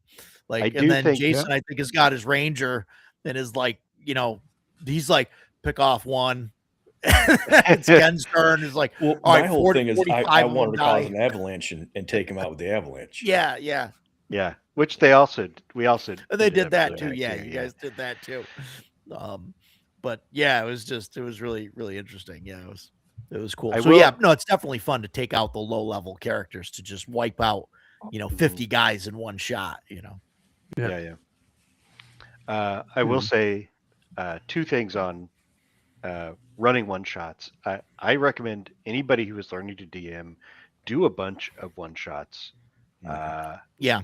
Some Ducato said was you got to be able to read your table, and that's like secretly the most important skill you have as a DM is knowing your table, right? You can play games with almost no rules, and if you can read your table, that's going to be a fun game. And if you can't read your table, the best game in the world is going to suck. So doing one shots and getting feedback on them is a way to quickly iterate on your skill set, right? But the other thing you need to be able to do is have an intuition about the time that it's going to take to get through this series of rooms and where the dramatic moment to stop is and how to make those two things meet at the same time. And one shots will also give you that skill. So Yeah. yeah, And on that, I would say too, like it's important to run different systems, but also if you're gonna run one system and run that same one shot multiple times. Yes. Like don't Mm. just run, hey, I'm gonna run, Shadow Dark, this module, and once you run it, it's okay, I'm gonna switch to something else. No, run that same module again for a different group and run it several that's true. times. And then after you run it, it's like amazing. After you run it like 5 or 6 times, you can run that whole game generally without anything in front of you. Like you don't need yeah, you have to look at a map or something, or maybe look at stats or whatever. But after you run it a handful of times, and then like Ken was saying, you just run the module, and you can run it and just run it off of the table, and and where the table's going and stuff, and it'll be so much better because you can adapt it as you're running it instead of reading it off the sheet. Yeah, I was going to say something similar, Roger, and I think people may have different feelings about this, but I've run some very, we're talking about linear adventures. So the Sinking Tower, for instance, is the 2-hour free RPG Dragonbane module. I like that one a lot. It's timed to 2 hours. It has puzzles on each, like not all the floors are puzzles, but most of them are, and they are well telegraphed. Like if you describe the rooms and use the maps, I've found that players generally can intuit their way through those puzzles, which is a good sign that they're well constructed. Because I think we've all like played games where there's a puzzle and you're just banging your head on a wall for 20 minutes and not advancing. It's not like that. But I would say I've run that probably 3 times. It is super linear. So I, as a GM, can't say that I would look forward to running that one a 4th, 5th, or 6th time because it's going to play almost exactly the same every time. Sure. When I look now, I've run the Mothership adventures, I think 2 of the ones that you guys played, and then also Road Work I've run a bunch of times. Those I would run over and over and over again because they're a little bit sandboxy and they're not going to play out the same. Right. It's the same with Rot Black Sludge from Morkborg. I've run that like 10 or 15 times. And between the branching paths and the 2 factions and doing reaction rolls for all the encounters and then the random encounters, it's never the same. It plays out so differently. So while I know all the components, I know the rules, I know all the rooms, and I know all the possibilities, as a game master, I don't know how they're going to unfold. So that keeps me like really engaged and interested to keep running it, because no matter how many times I've run it, like people come up with weird, different solutions to problems that haven't happened before. Mm-hmm. And so those are the type of modules that to me, like I want to find those and run them. But to your point, running it over and over and over again, where you don't have to, it's helpful to have it there, but you can almost go like, I could run this almost without the book now. I think that is definitely as a GM, if you're trying to learn, that is like a really good tip. I agree with that wholeheartedly and recommend it. Yeah, once you can look up from the pre-written module and watch people's reactions to what you're saying instead of you having to read a text block, right? I think you are more likely to be building those skills of getting to know what people react to or how to read the table, and can react you know, more naturally to what they're doing and to what the reaction roll was or whatever. Yeah, I think that's part of what makes Starless Sea generally considered like the best Yeah. of those. It is fun to run multiple times because it's going to play differently. And there's other funnels that are super linear and they're fun to play or run a couple times, but then it's like, okay, I know what this is going to be. And no, I don't often run stuff online, and that's more of like me not being super comfortable with like VTTs and Discord just because of time limitations. I've played and stuff online, but it's probably something I need to get, just commit the time to. But yeah. You don't get that the feeling's completely different. You don't get that that interaction that you do, at the table, and that's what it is for me anyway. That's why I've played some online games where people were really engaged. I think generally I feel like if it's a group of friends that know each other, offline, I think that solves a lot of that stuff. Helps. Yeah. Like if you were running something, Roger or Jason or something, like I'm not going to be disrespectful to you guys and be watching a YouTube video when it's not my turn, right? Like it's because I know you guys. Like it's not, you know what I mean? And I feel like I've played with some random groups online where it's like you can tell like this person is really not paying attention. Well, when I used to run when we transitioned my Star Wars game to online years ago for COVID, the Discord, we were using Discord for the voice chat, and Discord's got the thing where you could see, like, it says next to the players' names, like who was doing stuff. And like we had some of the players, and it would be like Hearthstone was like the thing that everybody was playing. And all of a sudden I'm running my game and I see two of the players like pop up like almost at the same time that they're running Hearthstone. And like they're typing like to each other, and they're basically like, "Oh, you want to get a quick game in?" And like, and they're playing Hearthstone with each other while I'm running a game, and I'm like, "Are you kidding me? Like, this is ridiculous." But yeah, and those are people that I know, so I appreciate you, Matt. But it's terrible. But yeah, that's the thing with playing online is you never know what's going on. People are. It's off hard. doing their own thing. Yeah. And some people aren't suited for it, I guess, but I don't like it. I like being able to look around the room and, but I mean, that's just me, but that's a different show. We'll do a different show on How to play online. Online playing. Yeah. Yeah. That'll be exciting. I know that we use in most of the one shots that I've played. I think we've all had pre-gens or brought characters in. I don't know. There's like Vaults of Varn. We played Vaults of Varn with you, Matt. Yeah, I think that's you like guys to roll your that's a great system to do that with, though, because it's like, hey, here's and it's laid out like all kind of in order in the book in a good way, where it's like here, you roll this. And then you roll on this chart, and then you roll on this chart, and then you roll on this chart, and you just mark the stuff down. And I think it's really easy. And I think, Morkborg does the same thing. Mm-hmm. And, where it's like, hey, you roll randomly for this, you roll for that. Here's your charts for what you get.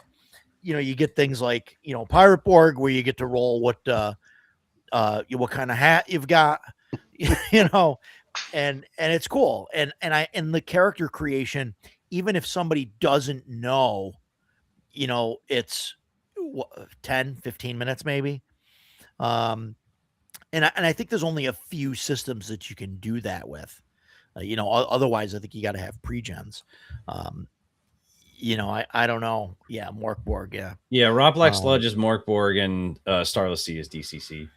I think that's a good discussion topic, Roger, because I'm definitely curious what other people's opinions are. Like I do find that some people really don't want to make a character, and some people really do. So but I'd say that's probably like 80-20. Like probably 80% of people don't really care. They're very happy to just, if I'm coming to a con, let me just pick a pre-gen, especially if it's a system they haven't played before, where it's like going to be a whole ordeal to make a character.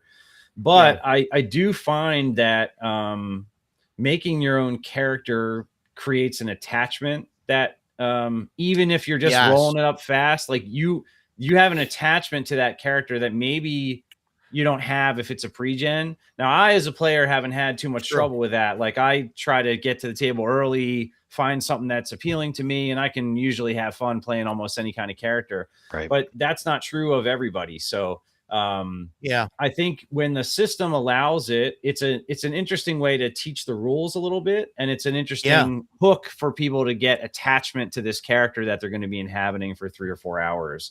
So I think there's value to that. I don't know what your guys' thoughts are, where you land on that, but I usually just want to play, but I remember Bloodworth gave us the option one time, and his CNC, he ran the adventure from the new starter set, and we had the option of making characters, but I'm different too. Like I run CNC at home, and I've played it, so I don't know if any of us made. I didn't. I just grabbed the cleric and was like, let's play. Yeah, but so what was he he going did to it, do? Was he though. going to run it? He was going to have people create characters in like the first, because CNC, it's like it's not. I mean, it's The fairly adventure simple really to isn't make a that character, long, but though. it's I mean, Yeah. but still, you're going to spend a half an hour, 45 minutes making a character. If you Well, don't, part of his just- thing was he's doing the starter set, and it's some thing that Troll Lords is doing too. So like he actually reports back his game. I'm not sure Okay. exactly how it works. So like giving people the option of like this, we were using the starter set, so it's like this is how you make your character. But he also had pre-gens right there. Like so, if anybody, like I said, I don't know if anybody did. They might have. I didn't. Yeah. I was just like, nope, I'll play the cleric and let's get. I after just it. think it would be like CNC would be a game where I would say if you're going to create characters, like you got to tell people show up like a half hour before start time, because like me as a player, like I don't want to go to a con game and sit just sit down there and to like a 1E game. Yeah, Like no, give me I a don't. pre-gen. Like I don't want to sit here for an hour or the first 45 minutes of a game while everybody like rolls up a character. Like I said, like Vaults of Varn, Morkborg, if you're rolling up something that's based on BX or White Box or something like you could do that in 15 minutes if you don't know the system. If you know Right. the system, you could do I mean, it in like 5. Shadow Dark's that way too. Like you could die in Shadow Dark game, and by the time your turn comes around, you probably should have another character rolled up. It's yeah, not that hard. Mothership's the same way. Like the Right. you can make the character sheet is a flow chart, and there's a couple. If you print out the couple pages where you have to roll stuff, like you can, exactly alright. to your point. By the time initiative order comes back through, even if you don't know how the game works, if you just follow the flow chart, you can make up a character in 5 minutes. Yeah. That's funny putting faces and stuff. Chthonic Musing was in that game of Bloodworth that I played in. We actually sat next to each other because he played the druid. Oh, cool. That's Nice. funny.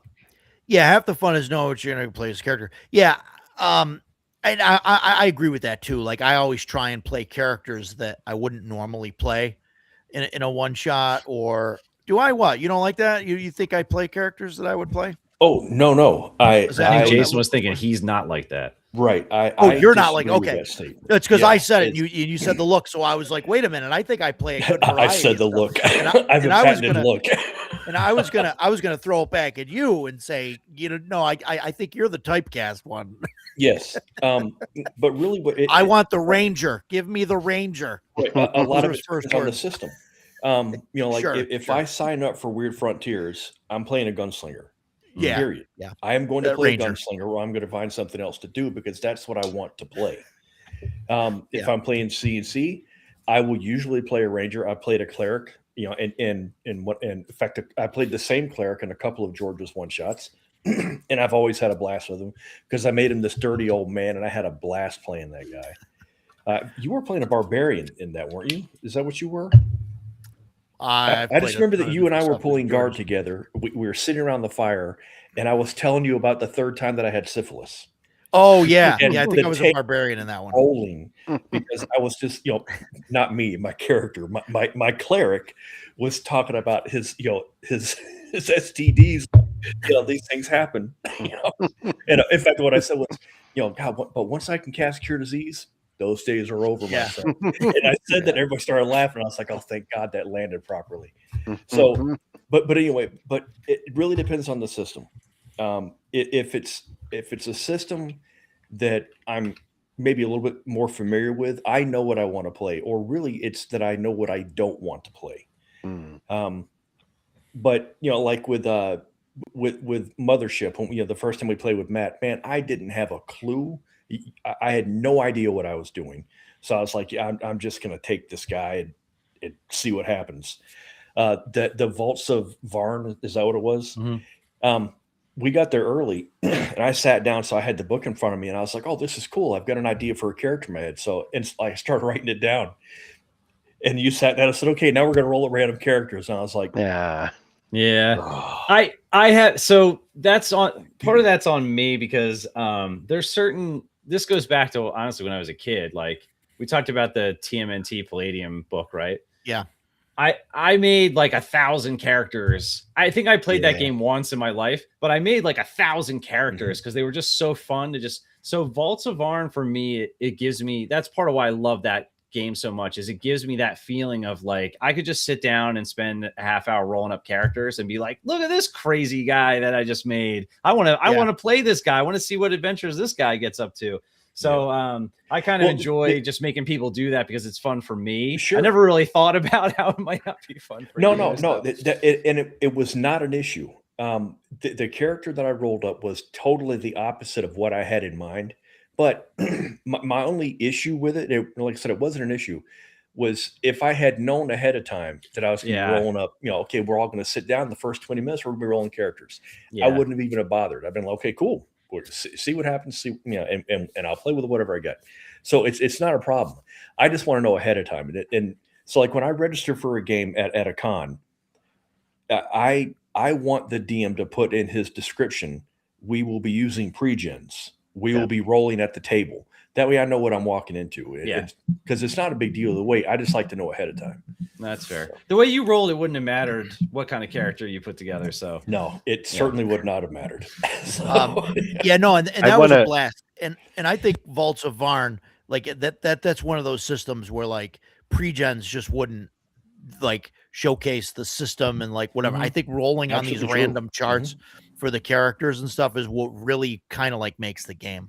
And my daughter, Matt, my daughter will not like, she loved that game so much. She had a blast. She tells the story that all the time to all her friends that she played this mushroom man that was like hooked on drugs and like walking around in the blue sand desert and like all this stuff. And I backed the second edition of the game with extra core books so I can run it for her friends. Nice. It's just awesome. So nice. Ken, you were I kind of jumped in. I want to give the counterpoint to doing rolled characters. I'll be the devil's advocate here. Yeah, sure. Because it ties into that earlier comment about how do I make a good story.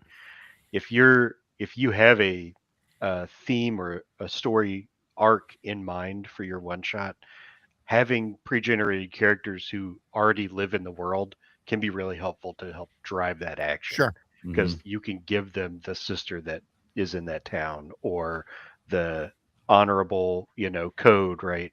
That means that they must go do something about the evil. So, although I mean, I agree, rolling characters, there's a couple of systems. I think when I was a kid, Gamma World was the one that I was constantly going back to and like, I want to see what kind of mutation this guy will get. Oh my God, he's a raccoon with tentacles. That's so cool. All right, start over. I'm going to roll a new guy.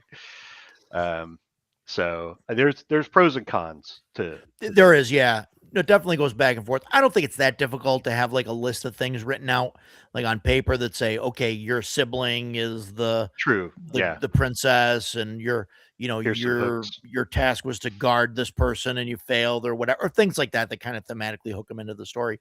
And my kind of thing is and all I'm trying to like, I would rather have pre-gens, I think, for 90% of the one shots that are out there. Yeah. I just think that there's certain systems, and like Vaults of Varn, I think is one of them, where like part of the fun of that game is just rolling on the random tables, to just make your character. And even like Morkborg, like maybe not Morkborg, but like Pirate Borg, like you get to roll like what weapon your guy has, like what ability, and like what pirate hat he has, like, which I know is like stupid, but it's like is cool as shit. And you could say, hey, I rolled this and look, I got a captain's hat now and I'm wearing the thing, and and it's just a cool thing instead of just getting handed a sheet of paper that has that on there. Yeah. So I think there's an interesting question here too. So if you're making pre-gens for a one shot, to what degree are you curating those characters? So like one of the risks you run if you're rolling, say you're rolling a Morkborg character at the table and your stats are -2, -1, -3, -2. Like, are you going to have a good time with that character, or is the DM going to step in and say, "Well, trash that guy"? And I mean, some people will actually have. I'm going to have a blast playing with it. that character. Yeah, some people will absolutely, but a lot of people are going to say because that's well, Freddy Four Fingers. well, yeah, You know. so I think so part of it is like if you're not playing a power gaming kind of system where it doesn't matter as much. But I do think there's people that don't play a lot of RPGs outside of conventions. And so they're doing the math of like, well, I paid X dollars to come and play, and this is one of my 5 sessions, and I have this loser character that's not going to accomplish anything, and that's not fun for me. Yeah. So because I've played, I play a lot of DCC at cons, and I've had judges say, "Yep, I 3d6 down the line this guy," and some of them have miserable stats, and I've had others that have obviously been curated, and I go back and forth with that a lot, about what does that look like? I don't know what you guys' thoughts are on curating the pre-gens. To me, most of the time it does not matter. The only stat that matters to me is intelligence. I can be the weakest guy in the party. That's fine. I'll figure out, if my sword's not going to do any damage, I'll shoot with my bow. I made a character for a game that Roger was running one time, and he's laughing because he knows exactly what I'm about to talk about. The blacksmith, yeah. Dude had a 5 intelligence, and if I don't want to play special ed, because to me, if you are that stupid, you cannot communicate effectively with anyone. He was I was standing there the whole time, going, "Look at the birds." And that's it was terrible, man. Every time the other 2 guys would they're going to talk about the plan, and we're going to do this. Okay. Oh yeah. Oh, yeah. I blackjaw the whole time. Okay. And so, I just did whatever they told me to do because I wasn't capable of making my own decisions. And so I really dislike that. But really for the rest of it though, if he's not charismatic, I can come up with a reason why he's not charismatic, and I don't care. If he's not strong, that's fine. If he's a little slow, that's fine. But man, I just, oh God, no. We got a $10 buy-in to watch the game where Jason plays a guy with an intelligence of 3. Yeah, I mean, I was not having a good time. And that's one of the rare instances where I can look at a character and say, I have to change the stat. Please let me put it on wisdom or con even. Right. I'll have him. He could be asthmatic trying to run through the forest as long as I can think more than 5 seconds ahead. Yeah. That's just me. So yeah, I'm gonna be the Pinko Kami and say I curate pretty heavily when I go to game. But like I said, I'm writing stories usually for one shots and not random stuff. When you say you're curating, what does that mean? You're protecting the characters and making sure they're playable? Is that what you mean? He's picking and choosing. Yeah. Okay. Cool. If I roll stats, I would dump the guy that has a -3 in everything, right? Okay, cool. I would leave one guy in that is like that, so that if Roger wants to play Freddy Four Fingers, he can show up and do that, right? But I'm definitely going to have some characters that somebody that is new to gaming and wants to get excited at the table is going to pick up and go, "That's neat. I really think these 2 things could make an interesting way to play together." So especially if you're dealing with, I think it depends too, if you're dealing with it's new players or old, seasoned players. So I ran a one shot for a bunch of guys that I ran games with. We were running West Marches at the store at the Crossroads, and one of the deals was at the end, all the GMs ran games for each of the GMs. So I ran a one shot. It was tied into my campaign, and my son played in it with his character and stuff. But I made just random pre-gens, and these guys are all guys that they're all great, right? So I just handed them. I mean, I made decent characters, and I think I'm with Ken. I'm going to make good characters. But those guys, they could have taken anything I gave them. I gave them the characters in 2 lines of a backstory for each character. and they were like off to the races, to the point where my son had never played with any of them before. And after the session, the first thing he said to me, he was like, we weren't 5 minutes into the game and they were already role playing Mhm. heavily. I knew I was with rock stars. And I was like, yeah, you can ask for a better table than that. And they could have played anything. But if I'm going to like run at the con or even the game store, like a one shot or something, I'm probably going to make characters that are decent, good characters. Like they're not going to be like, I think it's harder for especially a new player to like play a deficit, where Yeah. they can play a hero, right? That can easily be imagined. But I think it's harder to play a deficit. And you want to, you don't want to be like, well, this character's a pain in the ass to play, especially for somebody new, because it's not really getting them to come in. They're like, if it's a pain in the ass, they're not going to do it. And Yeah. so I think I'm with Ken. I'm more aligned with Ken. I would probably heavily curate it, and then also I can tailor those characters. So what we talked about earlier, you want things done in the game, as far as like, we got to get in this door, or we got to track this guy to this cave. Well, I probably ought to make a ranger that is in there that somebody's going to want to play because they're going to need them. And stuff like that, just to make it so it helps facilitate the game. I guess I am steering it, but like, I'm giving them the tools to Yeah. accomplish what we're setting out to do. Yeah. Because if I give them some village idiot, but then you get the right player. Like I was playing in a AD&D game at ShireCon, my first ShireCon, and I knew it was going to be a good game with a guy sitting next to me. The first question he asked the table was, how sensitive are we? And we were all like, we're not. And he was like, okay, my character basically acts retarded, because he was trying to do it to avoid getting attacked by bandits. He was like, oh, that guy, he's not a threat. He's just mental. We don't need to worry about him. So you got a good table. They'll be able to come up with interesting ways to play your characters.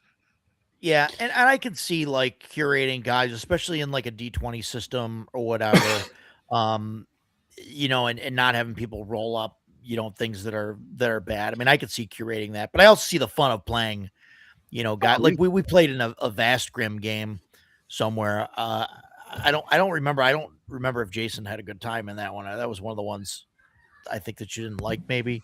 But I played a guy that didn't have middle fingers. Middle fingers were cut off, and he had like some low stats. I mean, it was fun. That was the space. It's like Morkborg in space. Yeah, Morkborg in space. I have something about Vast Grim. I don't remember it, so that should answer that question. Yeah, I want to talk about something about that later. That was kind of in my notes, but yeah. So the last time I ran Mothership at Mepicon, I have this, like, I made a bunch of characters with the app, and most of them I liked. There are a couple I threw out, but Mothership is fairly, the range of like how good you are in Mothership is a lot less than like a D20 fantasy system. Yeah. But I went back in for this time and fleshed out the weapons and equipment, kind of what you were saying, Ken and Ducato both, like, okay, so the doctor has just a scalpel, so all right, they're not gonna be very good in combat. What can I give them that's gonna be relevant to, say, like Epsilon 14? So like a scanner or like lab test equipment. There's things in that adventure where like those things are going to give that character a moment to shine. And so I wanted to make sure all the characters had, if this is a combat character, they should have combat stuff so they can shine at the thing that they're good at. If they're a scientist, they should have relevant science equipment that's going to be helpful in the mission that we're on, so they have moments to use that. Hey, wait a minute, I have this like mobile test kit. I can do this right here. Like So I did definitely go back and sort of flesh that out a little bit more, so that all the characters felt like they're going to have moments to shine. I've had the opposite of that too, where when I play DCC, a lot of times I'll play the cleric or the halfling, because if you don't have a cleric or halfling, the game's going to be you're playing it on hardcore mode. And I've had halflings where it's like, oh, the halfling that the judge brought has 5 luck, and it's like, cool, what am I, so like you're right. So I'm not a fan of that. Like when, Roger, when that Morkborg, I was like, I made 25 characters, and I divided them into 2 stacks, one that was good and one that was bad. And then we just rolled off And if you beat me in a roll, you got to pick from the good stack. And if you didn't, you had to pick from the bad stack. But the thing is, the bad stack characters were still very playable. It's just that they had maybe they only had 1 or 2 hit points. Right? It didn't matter because I rolled like Jason that whole game. So yeah, sure.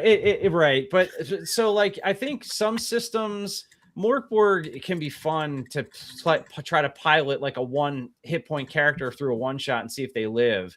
But like, if you're giving somebody a halfling or like a wizard in DCC with a negative spell modifier, it's like, why are you doing that? Like, that's not going to be fun for that player at all. Yeah. So yeah. That was this actually does have to do with 1-shots. That's one of the things that I like about Pirate Borg is if your character dies, there are 2 specific races, classes that you can only pick if you're a dead character. Mm-hmm. I think that's awesome. Oh, I'm sorry, dude, you lost your guy. Bing, you're back as this water zombie or whatever it was. So that guy can finish the game instead of being like, "Oh, I got to play for 45 minutes. I'll see you guys later." Pirate Borg's really cool, and that's one of the things I really like about it. Yeah, Pirate Borg is a well-designed system. And with Pirate Borg, like even if you didn't want to do that or whatever, like and it's kind of been mentioned, but like by the time even if your guy dies in the middle of combat, by the time it's your turn again, you can roll up a character. Probably because true. it takes 2 minutes. Yeah, two minutes to roll it up. Yeah, you're rolling 4 stats and on like 3 charts. Yeah, like that's it. Boom, boom, boom. You just do it, and it's easy. Yeah. So I want to so sort of related to this. Something I want to bounce off you guys. So Jason, you were talking about playing a character with low intelligence. Like I've seen. I just at Gamehole Con, we had somebody played a character that had like a 4 or 5 intelligence, and he clearly was having a fairly good time doing it, knowing it was a 3-hour adventure. Like I can't imagine doing a campaign where you had to sort of just I'm with you. That would be infuriating. For a 1-shot, it might be kind of okay. I think so. I played a Vasgrim adventure that I had a lot of fun playing, but the character, and I picked. I've played Vasgrim and I've run it, so I let everybody else pick. I had the character that was left at the end, and it was a merc. And multiple places in the sheet, it was like you only care about yourself. All that matters is self-preservation. You'll sacrifice anything to keep yourself alive. Blah. So like, okay, that's fine. So the adventure starts and we're on the space station and we get attacked by the Grim, and there's this circular bar in the middle. And so some of the characters run to the front, they're fighting the Grim off and they're hurting the people around the side to get out the back. So my character stands at the exit and is waving them around the circle because I don't care if they get off the space station. The more of them that die up front, it's more likely that I'm going to live. Okay, so that pissed a couple of the people off because they're like, why are you doing that? I'm like, well, that's what my character would do. That's what's on my sheet. And then similarly, like, wow. So when we're on the ship, like the bottom level of the ship, there's survivors down there, they get infected. I'm like, I'm going to seal off the elevator hatch and sabotage it. And what do I care? Now it's contained. Right. And so it's like, well, you're sacrificing all those. That's literally what. So, and I'm curious, like, to me, that's a curation thing. Like, because I felt like the GM was not super happy that stuff was happening. I'm like, you picked this character and gave it to me. Right. Yeah. So it's his fault. Right. Yeah. So it's like, and I'm not breaking the adventure. Like we had a good time. Like, people that like most of the table found it hilarious. Right. Because it's like, I'm not making up something that's not on the sheet. I'm playing the character that you gave me. And this is a very the other thing is like, this is a very Vasgrim thing to do. Like that is very on brand for Vasgrim. Now, if you've only played 5e and every character you've ever played is a superhero, you're going to recoil in horror that this stuff is happening. But so, yeah, I don't know what your thoughts, like sort of what you said about as a game master, like, if you're going to give somebody a character that's got a 5 intelligence or is like a chaotic, evil or whatever, like you better be prepared for what comes from that. If you're giving that to somebody, right? Absolutely.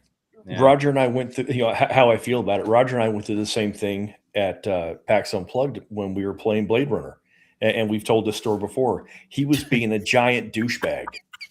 And I looked at him and I was like, what the hell are you doing, man? Yeah, because like I did, and Joe was also playing, and Joe was like, Roger, what's going on?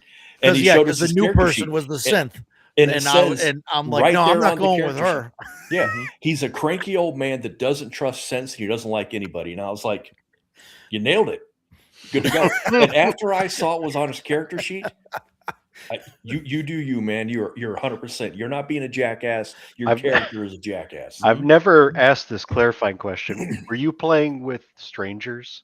Yes, And were you being a jerk to the strangers? he was being a jerk to everybody. Actually, I Well, take his that back. character was Yes. as long as He- it's no, your character he being a was- jerk I to the other think- characters. I to- think if it was me, I would have shown the character sheet first. But I mean, Roger, you do you. Yeah.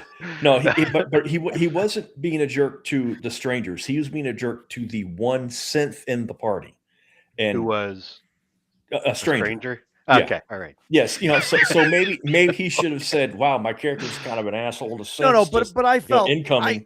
But I felt that I was being nice to them though, and like I think they knew it was my character. oh yeah. You know, like there was no confusion there. I think Ken is thinking like I was being a jerk to them, and like they didn't know. I don't Like- know anything that makes Jason recoil. Like you're being. I'm having a hard time imagining well, you know, part what of it was was happening at this table. part of it was we were because I've talked about Blade Runner at length Yeah, again. yeah.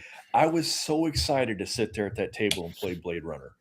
I wanted everything to go right. I wanted everyone to get along. I wanted everyone to. Yeah. I wanted everyone to be as absorbed in the game as I was. And so when Roger started doing that, I was like, he's going to drive people away from this game if he does this. Mhm. But seriously, the second he pointed to his sheet and I saw it and I was like, you Oh, nailed it. okay. And after that, man, I was cool. And the whole table, like it didn't bother anybody. Everything That's went good. great. I think to the idea of like the 5 intelligence person that's at the table. I think if you were only speaking in character at the table, that's a very frustrating game. But I tend to tell people at the table that their character knows more than they do, and collectively we can come up together with something that sounds reasonable for their character if they are having a hard time with it. And so if you're playing the 5 intelligence character, I think I would be encouraging you to still speak your mind, but just let everyone know my character is not saying this, but you might have thought that this could happen if you were playing the smart character. Yeah. Which I know think, takes people out of the game sometimes, but Yeah, that's my but I mean, my approach. you played with me for 6 months now. You know how I Yeah. am. And I think Paul, I don't know if Paul's with us tonight, but Paul said it a couple of He was shows here ago. earlier, yeah. I should have known that Jason would be method, and Mm-hmm. I'm really sorry about that. Like again, it's caused some issues, and I've apologized previously for it. I am very method. So if you give me a character sheet and my guy's retarded, and I'm not going to be all disrespectful and exaggerated and all that. Yeah, but- you're not doing full simple Jack, but I right. I- Yes, exactly. Yeah. Yeah, I'm not trying to make it. Yeah. I'm not trying to make it offensive, but man, I'm going to play stupid, and I'm not going to be. You're not going to hear Jason's voice. You're going to hear Bart the blacksmith. That's what you're going to hear, and I can't. I don't use and we talked about all this stuff before. I don't use player knowledge for my character. My character, at the fact, complete opposite of that.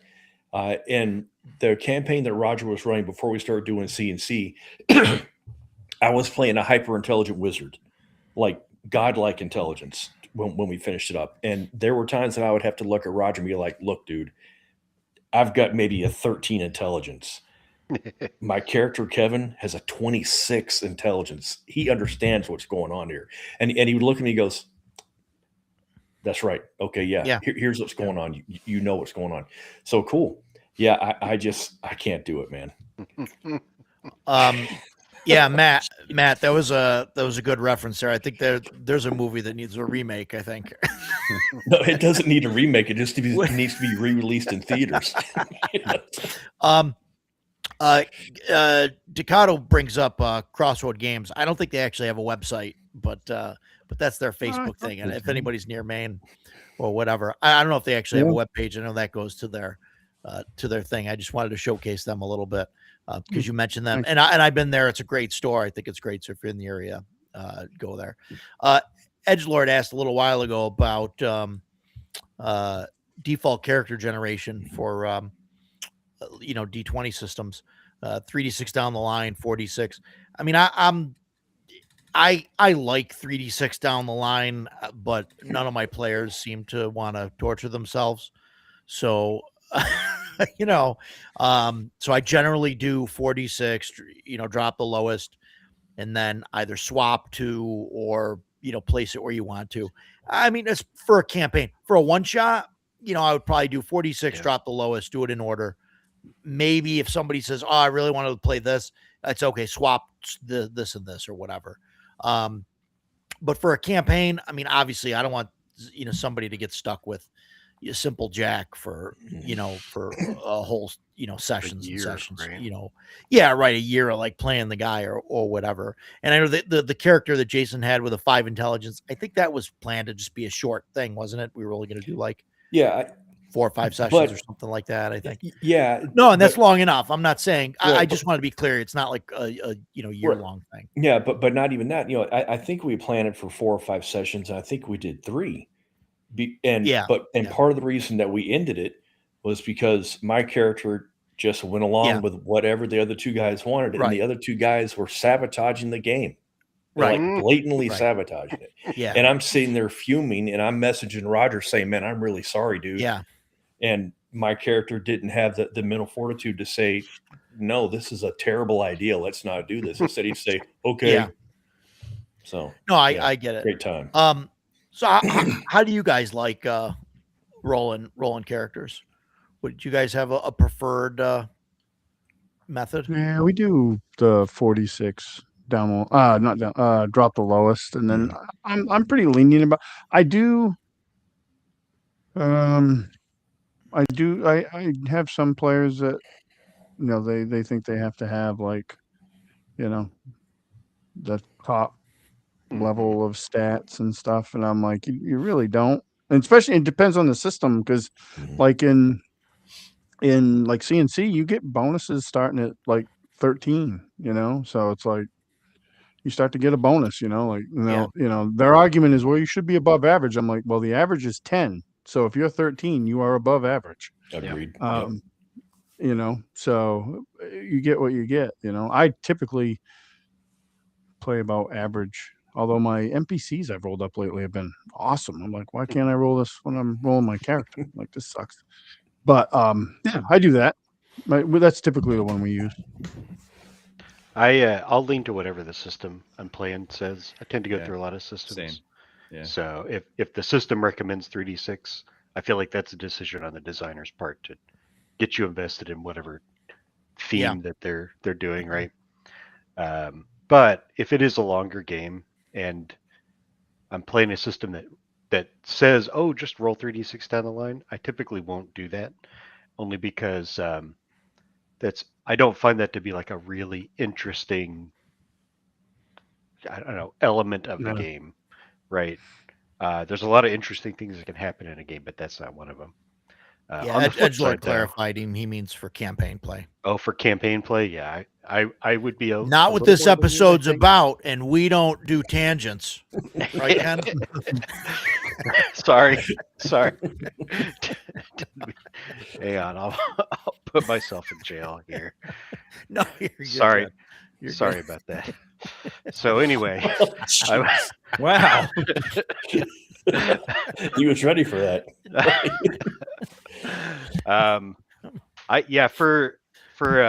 For campaign play, I think you're just trapping yourself. Like, if I rolled 3d6 down the line and my guy had 5 intelligence and I just didn't want to do that, he would accidentally be charging the next ogre every time we saw an ogre. So wouldn't I last just very roll long. another guy. Oh no, Which I is exactly died. what I did with the first Roll another Baldur's one now. Gate. Of just hit reroll. Yeah. Right. And So And, that's my opinion. I think it was Matt that was talking. If all of you've ever played is 5e, you're gonna be you're used to playing superheroes, and and the same was true with 3.5. I don't want my stats to be 18 down the line. No, in fact, that's boring. when I used to DM, I would always tell my players whenever we were starting something new, I would straight up tell them, make up your stats. I don't care what they are. But keep in mind, if you're running around with all 18s, all of the ogres in the game are going to be using steroids. I'm gonna make the monsters rise to the challenge so that you have a challenge. So I don't need all of my stats to be 18, but Ducato said that the argument is, well, your guys should be above average. I completely agree with that. Below average people never amount to anything unless they're politicians. A fighter who can't swing a sword quickly or can't raise his shield quickly enough is going to die. He's cannon fodder. That's where that term comes from. Oh, this guy can't do anything. Put him in the front line. He'll absorb a bullet and we'll be good to go. Yeah. Mm-hmm. The 300, the Battle of Thermopylae, those were elite. That's why they lasted as long as they did. If they had been Joe the average swordsman, they would not have lasted. They would have crumbled immediately. And and the same goes with a wizard. Why would you play a wizard with a 7 intelligence? You can never amount to anything in the world of wizarding. A cleric can't communicate with this god if he doesn't have the wisdom to do it. And so I don't want to see characters that are subpar, just because for me it's a chore to play them, and that's not why I play. But at the same time, like I said, not every dude has to be like, I'm here to smash. That you don't have to play a fighter with an 18 strength. He can have a lower strength that uses a different fighting style. Yeah, I'm trying to cut my answers down. Last week I talked about Blacklight for 45 minutes, so I'm trying not to do that. No, that was good. I think you sold. I think you doubled the number of. I sold a few copies. That's wonderful. Yeah. So I think I'm probably similar to Ken. I think I just follow what the system recommends. I mean, I think it's good that a lot of systems now have starting arrays or point buys as an alternative to random generation, because people have different objectives, right? Like I am pretty happy to play almost any character. I don't love thieves that much, but like most character classes, I'm fine playing whatever. So if it's just rolling down the line and I'm okay to roll my stats and then commit to the class that I am based on where my stats are, like I don't care. It doesn't matter because I'll play whatever. People who come to the table and say, maybe I want to be a ranger that has high intelligence, or I don't want to play, like an array or point buy that means you're never going to have a bad ranger, like probably is helpful there. So, I think it's cool when a system has those options so that it kind of meets the need and meets the player, at what they want and what they're looking for. And I think a lot of systems do that now. So I think it's sort of just like, are you able to offer the player a way to get to the character that's going to let them have fun in the game, without giving them some overpowered, thing that makes it too easy to juice up their stats. I've always disliked point buy. I've never been at a table where at least one, usually two of the players didn't min max using point buy. Yeah. And that just, it just bugs me. And I realize that kind of counters what I just said, and I get that, but there's a difference between rolling 46, re-roll once, 46, drop the lowest, whatever, versus 18 strength, 16 constitution, 16 dex, 5 intelligence, wisdom, charisma. Yeah, right. Just and everybody wants to say, no, I don't play like that. Man, a lot of people play like that. They do. And then that's why I like doing the random rolls and then allowing people to like switch, like switch 2 stats or swap 2 of them. Like, cause then they can kind of pick, but it's also quasi random. I've never liked point buy, just for that reason, where it's like, oh, okay, I'm going to play the fighter, guy. And that's like, I'm going to build him to be perfect at doing this one thing. And that, that's what he's going to do or whatever. Yeah. I just never like that. I just view it as a time saver, right? So like Delta Green has a point buy, and, if you want to play a doctor and you roll up your stats and you can't get your stats you're rolling are someone that would fail out of med school. Yeah. I mean, what are you just going to keep rolling characters till you get one that meets? So, I get it. I'm not in love with it either. I think generally like the random rolls make characters that are more interesting and unique and different, and have sometimes that's the only way to get someone that has a lot of great stats. So I do get that, but I think it's a good option for certain kind of players that really come in like, I know exactly who I want to play, and this is now whether that's the kind of person you want to play with or not, or that's right for the game you're playing is certainly a valid conversation. But especially for a one shot, if you're going to be making characters, you don't want to have somebody that's like, well, let me roll up my fourth character just so I can get a cleric that's got, you know, a workable stat that lets me function. Yeah. So The Worlds Without Numbers, which is I always go back to the Crawford stuff, but they do I think they do 3d6 down the line, and then one of your stats becomes a 14, and you pick which one. Okay, So that right. Yeah. If you need the ranger with the intelligence, you just go, that's the 14 right there. That's the only time I've done 3d6 down the line is if I know, okay, the player can then, you know, Yeah, if they have makes something sense. really important, they can go and Yeah. assign it. And some of the like I know like Axe, Adventure Conquer King, like they do like you pick your class, and then when you roll like the fighter, or I think you could pick what stats, but like for like you get one stat that's 5d6, and you take the three Oh, highest, that's interesting. and then two stats I think that are 4d6, you know, take the three highest, and then the rest are like 3d6, like things like that. And I don't know if it's in just like the dwarf book or like something like that, but I think they get like it's like 2d6 plus 6 for a constitution or something like that. So like they get like the one stat that like can, you know, that's going to be higher than everybody else. So but like the 5d6 and you know drop the two lowest, like that could, I mean that could still be horrible. You know, I mean I could see Jason rolling 5d6 and Oh, cut up to 7. you know, Yeah. and still getting a 5, you know, Yep. like easily. It has Yeah, I happened know. before. I know. I think if thinking about it, if you're going to roll at the table and you have some options, array might be the best way to go about it. Yeah. So sure. that they're not min-maxing completely, but they're Mhm. also, not only are you Yeah. like making sure they're not really bad, you also are saving a little bit of time with the rolling, adding, writing, assigning. Yeah. And talking Yeah, about one so- shots, yeah. I think that's fine for a one shot. Yeah, and actually, yeah, I think that's what Delta Green has an array. I don't think it has a point, but I think it has an array. Yeah. Yeah. No, and I think that works for a one shot. I don't know. I like the randomness. I mean, I love chaos and like randomness. So like the more dice that can be rolled, like that's the way that I want to default to, you know, automatically, just because that's, you know, that's just me. But you know, I some people like Jason can't roll dice, so and get higher than like I've got a 3 great hobby on for any someone die, that can't you know? roll dice. So yeah, Mm, it's interesting. right there with you. But so yeah, what do we I think we can move on to prep. I mean, we kind of covered some of that anyway, but prep for one shots.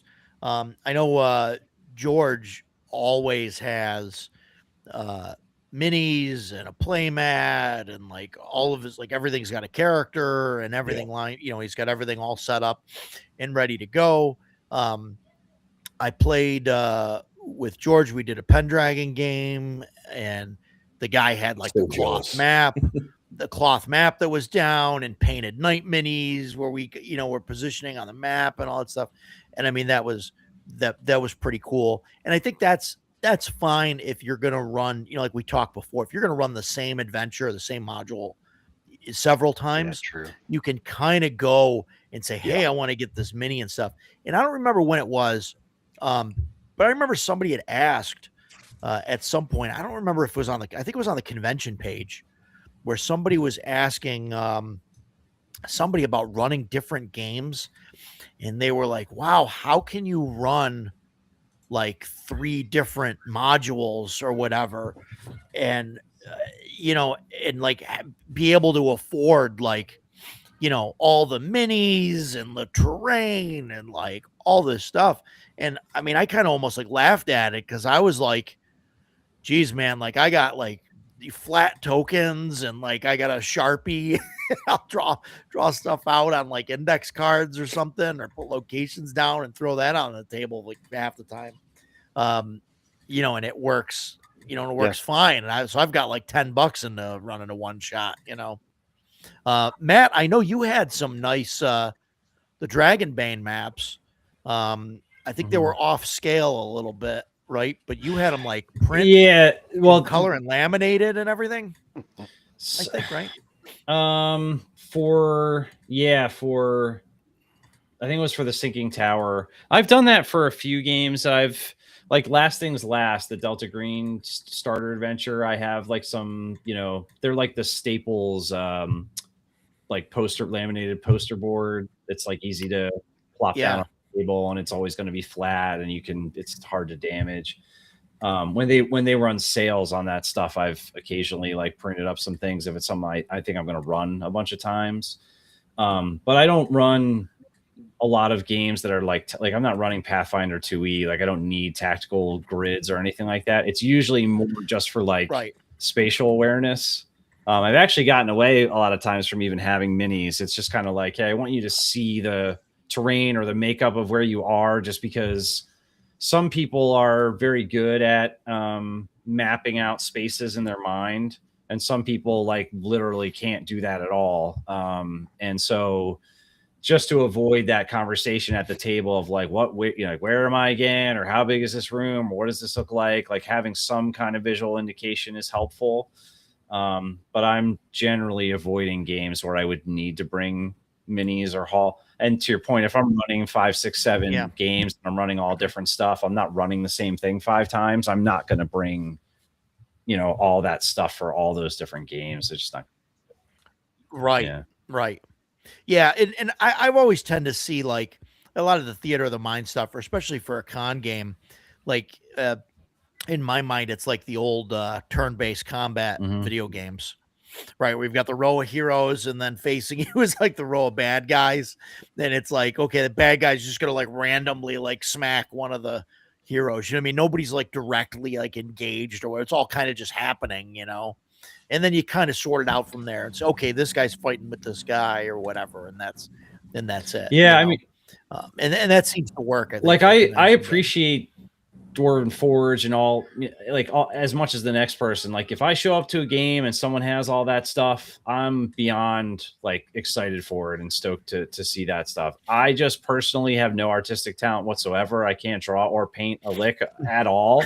So I'm not gonna, so that's not the experience I'm usually gonna provide, because it's just not in my wheelhouse. If it was, I would, but it's just not something I do. Yeah, shout out to Ducato, who does some fantastic stuff. I don't know if you guys have seen his videos on some of the prep and stuff that he does, but you just did the layer of the spider the queen or whatever it was. Yep. And oh my God, just the whole layout that you had going, fantastic. Just awesome stuff, really. With minis, Thanks. Everything's painted and gorgeous. I mean, you make us all look bad with that stuff. It is a lot of work though. Like, I mean, I guess it's a labor of love too. If I didn't like doing it, I wouldn't do it. But there are times like when those big tables like that don't happen every game, but sure. But like we do our annual, they happen a few times a year, and then we'll do our annual gaming weekend, and that's a logistic thing, like, because we're going away for like 3-4 days, and I'll usually have multiple tables to build, and I always say, because my car will be freighted with stuff, and if I have to make multiple trips to the camp or wherever we're playing, and I'm always like, theater of the mind might not be a bad way to go. Yeah. On the shit to drag around. But it's it's fun. I like both, and I'm the same way as like Matt. Like I can show up to anybody's game, and I've had this come up before actually, because I've done like some seminars and stuff on how to DM, and I'm known as the miniatures and terrain guy just because I use a lot of that. And I've had my son's even asked me, like when he first started DMing, he's like, oh, he's running a module. He's like, I don't know how I'm going to build this whole thing. And I'm like, no, you're not going to, don't do it. And I've seen a lot of people be like, oh, well, I don't know, like, how would I get all this stuff? And I'm like, well, this didn't happen. Yeah. Like, yeah, this is 10 plus years of like mental derangement collecting, like like Yeah. overboard collecting. And- Got a Yeah. problem. And that's one of the But, reasons like, I can why show up to I don't like anybody's to get game around and I don't care what they use. I'm like, like for me, when Yeah. I run my games, I hate using proxies. Like I want the miniature there. I want the representation. But if I showed up to anybody's game and they threw an M&M on the table, I'm like, cool. I hope I get to eat it at the end.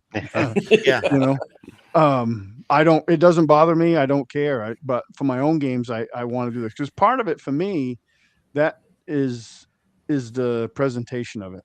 That's part of the juice for me. Yeah. Like Mhm. when I either put a board down or I pull back the sheet that's covering everything and the game comes to a stop because my guys bust out their phones so they can take pictures of all that stuff. I'm like, that's part of the reward, right? So Yeah. I appreciate that stuff, and the fact that they appreciate it means a lot to me. So but yeah, I don't know how. I've never run at a convention. I have this idea to run in a convention, and I do want to use that because that's one of the things I'm good at. And I've thought about like building something just like specifically for this adventure. So I could do that thing where, oh, I've run this thing 5-6 times. I know exactly what, because sometimes that's a pain in the ass because I have a lot of Dwarven Forge, but like recreating what I built, that's sometimes hard to do because it's like, how the hell did this go together? It never Mhm. fits. It's like folding a map, right? It never goes Yeah. back the way you unfolded it. So I'm like, what if I built like a set piece and then just ran an adventure through that and just kept running it? Like every year at the con, I run this adventure or whatever. I've thought about that. Yeah. For me, like, I mean, in my home games, like I'll pull out like I have the Tom Cardhouse map books. I'll try and use those when I can, which is not nearly as often as I should. But I generally just have the battle maps down, and I just jot on them, with dry erase, just because I don't want to like stop the game to like pull out stuff or whatever. But especially like one shots and stuff, like even though like there's more prep and you can have stuff. I don't know. I've always been of the mindset to use like as little as possible to run the stuff. And I think like a lot of people coming into the hobby that are new, like they came in, especially a handful of years ago, like they've come in because of like things like Critical Role and whatnot. Yeah. And they look at this high production value thing. And like you said, Decado, it's like they come in and they're like, wow, I got to spend $150 on books. Plus, I got to buy dice. And then on top of that, like thousands of dollars on minis and one-time use, terrain pieces and all of that stuff. So like what you said, like I want people to show up to the table. I want to hand them an index card that I jotted some things down with a Sharpie and have some M&Ms and some buttons and dice, like marking things on the table and run things like that and try and have people have, and maybe you don't get the visual thing. And that's a big thing for some people, but I think that shows people like, oh, hey, I can run this game without even having $150 in books, like let alone the terrain and the minis and everything else. I give people a free set of, dice or whatever. And I say, listen, set your D4 out. That's your character. You know what I mean? And maybe I'll have minis or a little tokens with something drawn on it. Yeah, I think it works. I think that's very valid. Very valid. I think on the other not end, to too, diminish like, your gorgeous stuff, obviously. no, not at all. Because I agree with you. Like it shows. I don't want it to be a barrier to entry, right? So Yeah, right. But on the other hand, like if you, the reason, and I got into really doing miniatures and terrain was because of my son. Because when he started gaming, he was young, like he wasn't even a teenager, and he would come in and watch us play, and he was just interested. And I ran like the first adventure in the 1E Pathfinder beginner box set. It was great. He had a great time. But he liked. I had nothing. Like I just had a handful of miniatures and some scatter terrain, but he liked that stuff, and I knew I was competing with video games. So I have to make this immersive as possible. So we did a ton of role playing. Like he was a really good role player from a very early age, but I got more and more into miniatures and terrain because he liked that stuff and it was very tactile. So I think it can help keep the attention to the table. Sure. People are like, oh, holy crap. Or I can definitely see like, oh, this character's here and that character's there. And it goes either way, I think. But Yeah. I definitely don't want it to be a barrier to entry for anybody because you don't need any of it. And I've said that in videos, in some of my videos, I'll do a recap on the terrain if it's a big spread. And I'm like, you don't need this stuff. Like I just do it because it's my hobby, right? So it's like I don't really go out to bars and do any of that stuff. So I spend money on Yeah. this stuff. Right, And absolutely. And we're older, we Yes. got decent jobs, and like we can afford to like splurge maybe a little bit on some of the Yeah. our hobbies, I mean, you know. You're not going to it bars. can be a lot of money. an enhancer, to your game. Yeah, And I'm it definitely not going to the can be a bars. detractor if you don't do it right. Yeah. If you Yeah. don't do it right, it can be a detractor. So I think for people coming over from, at least this has been some of my experience, bringing people over that are board gamers to try role playing, having something tangible like that really helps represent, Sure. because it is kind of like a game piece, right? Like this is this mini represents you. This is where you are spatially on the board. These are the, I think that's a helpful bridge. Yeah. But I do think it's good to call out, like, that is the range of this hobby, right? Where you can say, yeah, you buy this Mothership box set and it's $60. You could play just this for 2 years and never have to spend a cent on anything else. Or you can get the Sci-Fi Dwarven Forge and have, make the spaceship like come to life if you want. And there's no pay to win in this hobby. It's just a different type of the same experience. Sure. Which I think is like, it's a differentiating thing between this and a lot of other hobbies. Yeah. So, but you're right. Like I bought somebody's Dwarven Forge collection and I've used it a few times to do, like Dragonbane one shots that I can convert, spatially into. And yeah, I mean, when people show up and they're not used to seeing that stuff and you're like, hey, yeah, you walk in the room and the fires turn and you flick the thing and it lights up. It's like, Yeah. it is pretty awesome to get that. It Like, is whoa. it's pretty cool. Yeah, it is pretty neat. I'd be Yeah. lying if I said that wasn't, Yeah. a pretty cool thing. Yeah. So No, it definitely is. It definitely is cool. I just, and there's like a line there somewhere, right? And I just want people to know that, like, you don't need all that stuff, mhm. Yeah, and absolutely and not. I've You don't. had the same conversation with people, like not gaming related. Can throw up that tangent thing, but the with people like blue collar workers and like getting into the construction trades and stuff. I've had people tell me that they can't afford to get into the trades because they can't afford like all these tools and like everything else. And I'm like, yeah, like I'm a tool snob. I buy expensive tools, but you don't need expensive tools to do the job. When I started Like, and it's the construction, I same had thing, like- a 22-ounce hammer and a cordless drill. That was the extent of my tools. Yeah. And that's the same thing like with that is gaming. Like I want people to know that you don't need all this stuff, Yeah. to play the game. You don't even need, like 5e, like I think, or 2024 or whatever it is. Like the Buried or Edge, what are the books $60 now? And there's Yeah. 3 of them. Yeah, There's I mean, 3 of them? So it's what's interesting- $180 plus Yeah, everybody's got to have the $60. one, but yeah. What's interesting about that is really they actually made 2 really good box sets. Kind of lost in like everything else that Wizards has done horrifically wrong over the last few years is they actually made, because they made 2 different the Lost Mines everybody thought was pretty good for a starting adventure. Yeah, They did fun. that. I played Yeah, that. they did that Essentials box set, and then they did a second starter set that I think universally people didn't think was very good. Yeah. But they have that Welcome to Hellfire Club, and they also have the 2024,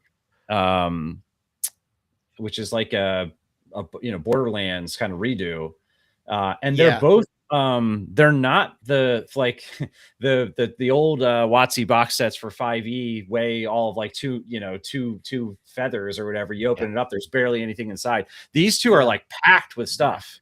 Yeah, they're pretty beefy. I've seen them in the cool. shop. They're pretty beefy. Yeah, I was so surprised how big they were. yeah, they've definitely stepped up their game. I mean, it's still the same system and it has all the same issues that make it something that's not high on top of my list. But I will say they at least exactly what you're saying. You could buy either of those box sets and probably play them for a year and not spend a cent on anything Yeah. else and not have to buy the full hardcovers. You definitely you don't. Yeah, that's the key thing, right? You don't need to buy the books. Now, I think I haven't seen the 2024 sets.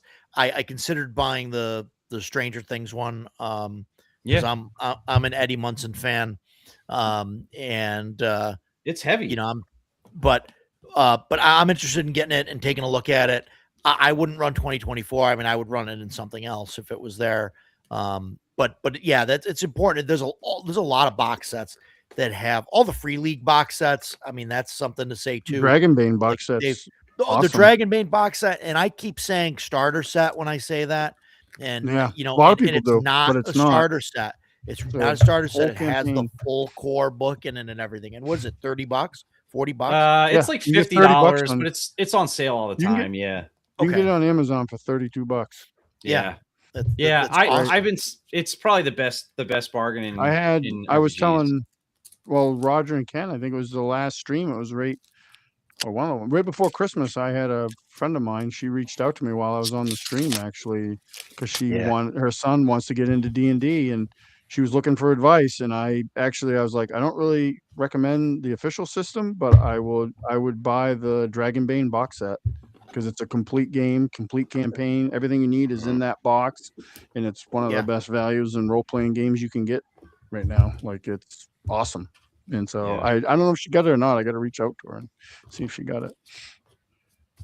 Yeah, Matt, you're pulling some stuff up from the box set. Well, or- this is So this is that's the Hellfire Club one you were Yeah. talking about. But like, so I mean, you can see it's thicker than the old Yeah. 5e ones Yeah. are, and it goes right into like read me first, and it has all this Nice. tangible stuff in here. But they've like color coded all the stuff like the old, right? So it's that looks awesome. Man, yeah. put those up again. That yeah, looks it's cool. thematically designed to look like Oh, man. the Oh, old it does stuff. look like the old stuff. That was but like smart. Yeah. But there's all kinds of stuff in here. There's like it's just chock full of like maps and multiple maps, and look at here. It's like the old school looking character sheets. Man. So that's what If I'm I saying. Like, don't, yeah, I go might ahead. have recommended that. I would have might have recommended that one if I'd known what was in it. Yeah, I mean God this damn you, just Matt. came Wow. out. I mean this just came out pretty recently, but Yeah, and then, it I mean, did. look, I'm I just haven't ordering one right now. I haven't cracked these open yet, but like it's just it's full of cards. I mean, gotcha. like they really have made That's this. how they get you. It's Nope. really They got there's you. a combat tracker pad. Like this is definitely a much better product than Yeah. the junk that was coming out for the previous sets. Well, I'm I excited think- they had to step up their game, but it is a little, I guess, too little, too late. Too late. Uh, Yeah. For me, it is far too late. Yeah. No, Yeah. in- I'll wait zero for interest. I don't care sixth what it edition, is. I guess. These black and white Jeez. pawns. I mean, it looks great. It looks great. There's a GM screen, yeah. and this is on sale for $40. Like, so that's what I mean. Like, if you're trying to get into the hobby, and let's Mhm. be honest, like D&D is 99% of the hobby, right? If someone is buying this product, like they are going to get their money's worth out of it and be able to play it a long time before they have to touch any of those hardcover books. So, Yeah. Edgelord says, just remember, guys, it's 5e, but it's not 5e, it's 2024, yeah. but it's easily convertible, Yeah. convertible. So there's a couple of things I pinned here. One, the Lost Mines of Phandelver. I heard that was decent. I haven't played it. I looked at it. It seemed okay. I never ran it. It was fun. That guy posting is my buddy Matt. He ran it. I played in it. We had a blast. It was a good adventure. Nice. The original Yeah, one, I don't know what they did. They got lazy with the re-release, but It's added like arguably one of the few good 5e adventures before they Yep. made everything these bloated 250-page railroad hardbacks. So, Yeah, that's true.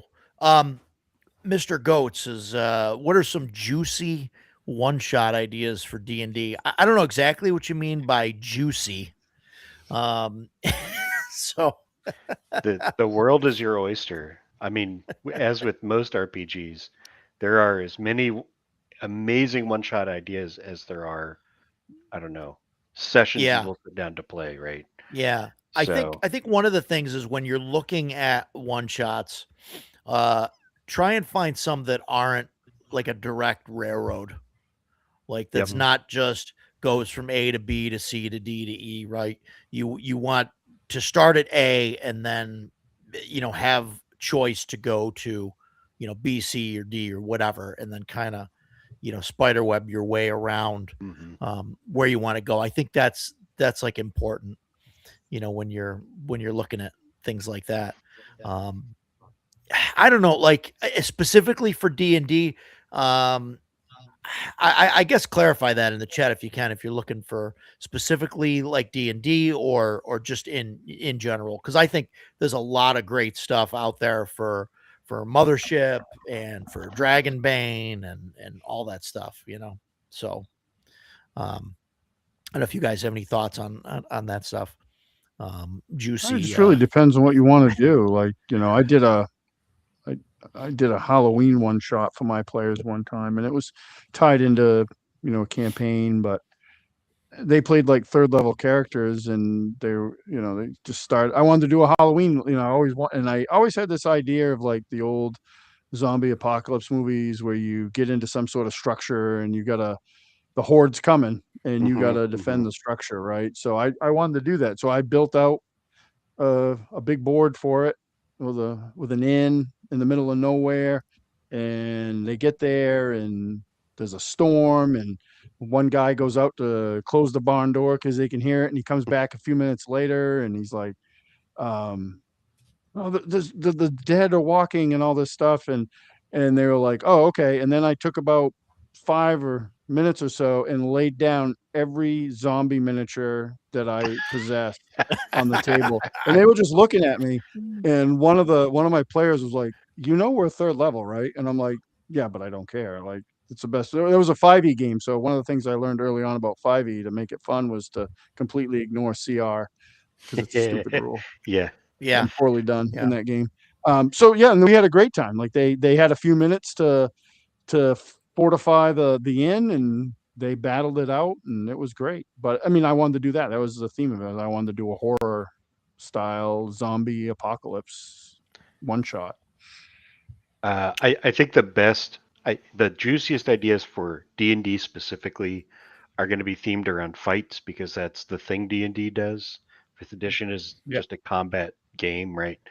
Pretty much. But it's also sort of that gamist character creation approach kind of game where you want to have the coolest set of interacting combos and abilities. So if I'm designing a 5e or other, I guess 2024 D&D one shot, I'd recommend you ask your players what character class and level they've always wanted to try, and design an adventure around that, and then also give yourself the monsters you've always wanted to run, and just somehow make those work together so that they fight those in the middle or at the end, and find a cool sword along the way or something. There's not a whole lot going on with the 5e one shot, I think. So just have the most fun you can have with 5e in it. Yeah, I mean, I think a lot of adventures fall into a few different sort of standard archetypes, right? There's like the village with a problem. There's like the missing family member. There's the dungeon you have to clear for whatever reason. There's the haunted house or the murder mansion kind of. There's like all these sort of standard. Yeah. I think similar to movies, when you're talking about one shots, a lot of the time, like what makes a movie differentiate itself, if you think about like the good Marvel movies or a good horror movie, is the villain. And do they have a cool motivation? Do they have something different and interesting that stands out about them? And so sometimes I think that's what you want to work backwards from, is like, what is the interesting enemy or end boss? What's their motivation? And how can I make this interesting for the players to unravel what's happening? And then you can always play around with that, where the quest giver ends up being the bad guy, and they realize that halfway through. And then like there's ways to play around with that to make that interesting. That Vaults of Varn adventure that I wrote that Jason and Roger played, there's a missing person and there's a monster at the end, but there's different points that you can go to, and there's basically factions that have certain people at different points that they like and ones that they don't like, and you can decide who to ally with. You could kill everybody at every location if you want to, or you could play all the sides against each other. It doesn't matter. So but it's like unraveling, like, what is this monster at the end? And then, if you just fight it head on, it's going to be a hard fight, but it's winnable. But you can make it a much easier fight by making some allies along the way and bringing them along. So, I guess that's kind of how I think about that stuff, is like, when people leave the table, like, what is the story that they're going to have to tell, and what made this different than all the other versions of D&D or whatever that they've played before? Is it some weird character? Is it certain moments that are going to come out because you've put some random weirdo in this place that is memorable? Or is it that the final fight or the enemy has some, the big bad has something unique about them that's memorable? Yeah.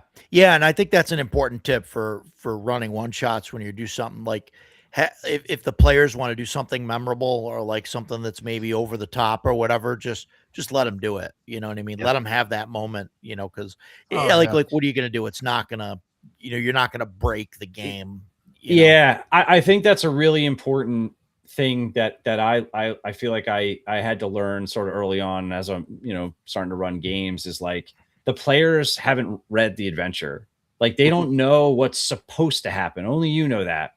Right. So if they want to do something that maybe breaks part of the adventure, go with it in the moment. And then if you need to say, hey, let's take a 10-minute bio break so you can sort of like figure out how to get things back where, then that's fine. They're not going to, they don't know, the players don't know that that's what's happening.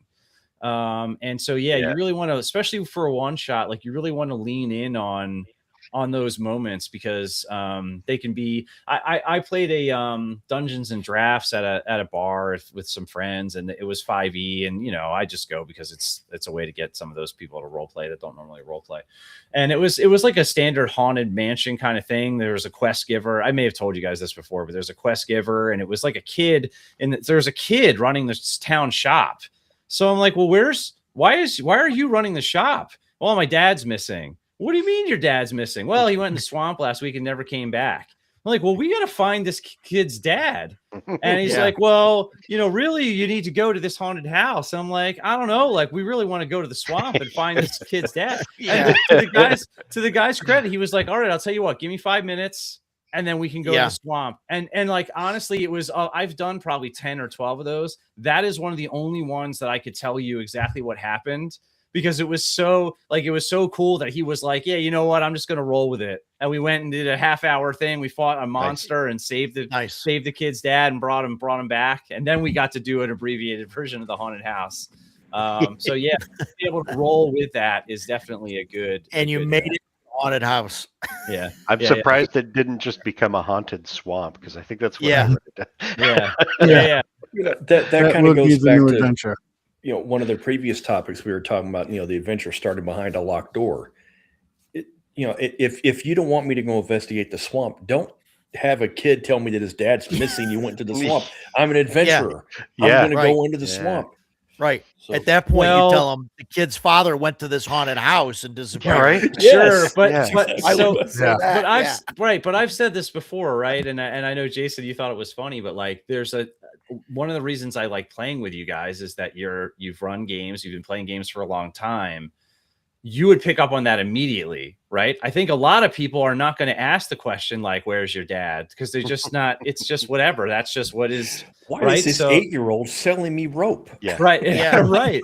So, I think it's a lot of fun to run games at a con, and you have a table of like forever GMs. To me, those games end up being the most fun, because they're the most creative players. They're the most out of the box problem solving. Like I find that to be like endlessly entertaining. That's a good lesson too, though. Like on setup, like don't throw that hook out if you're not prepared. Like, and that can run. I've had that like with the best campaign I ever ran. I learned that lesson the hard way several times, because I would just throw stuff out as like not like filler, but like trying to like fill out the setting of what's going on, and my guys would be like, what was that?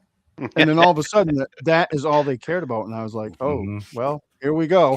And, so then what I did was I would still throw that stuff out, but there would be like stuff fleshed out behind it. So I didn't have to make it up on the spot. I'd be like, if they ask Yeah. about this, is this, and this, and this is, and I learned over time how much information I would need to get me by to, if I couldn't get them back on track. But yeah, I think that's just, it would have been the Haunted Swamp. You were With that, sure. you were talking, or you asked earlier about prep, and I wanted to throw in some thoughts on prep real quick, if that's all right. Yeah, sure. Um, What do you, on topic? on topic. I mean, What one is that? topic ago, but yeah, on topic. No, yeah, go ahead. So with any one shot, there's like a bare necessity amount of stuff you need to prep. And that stuff is going to be like, do you know the rules? Do you know where they're going to be? Do you have some stat blocks if you need those for this system? And what's the basic hook? Maybe a couple of maps, like points or whatever. And hopefully that didn't take you more than like 30 minutes to come up with. And if you have more prep time than that, prep the stuff that you love. Like Yeah. if you love painting things, prep painting things. If you love detailed factions and characters with voices, practice those. Do some voice work Yeah. at home and come up with, quirks and stuff. But you should really only be spending extra time on prep if you enjoy doing that prep. Because if you Yeah. don't, you're going to burn yourself Yeah. out. And and Yeah. when won't you take- do that, that'll come Yeah. through. Yeah. That love and that care for that'll come through, and it'll make the game Yeah. better.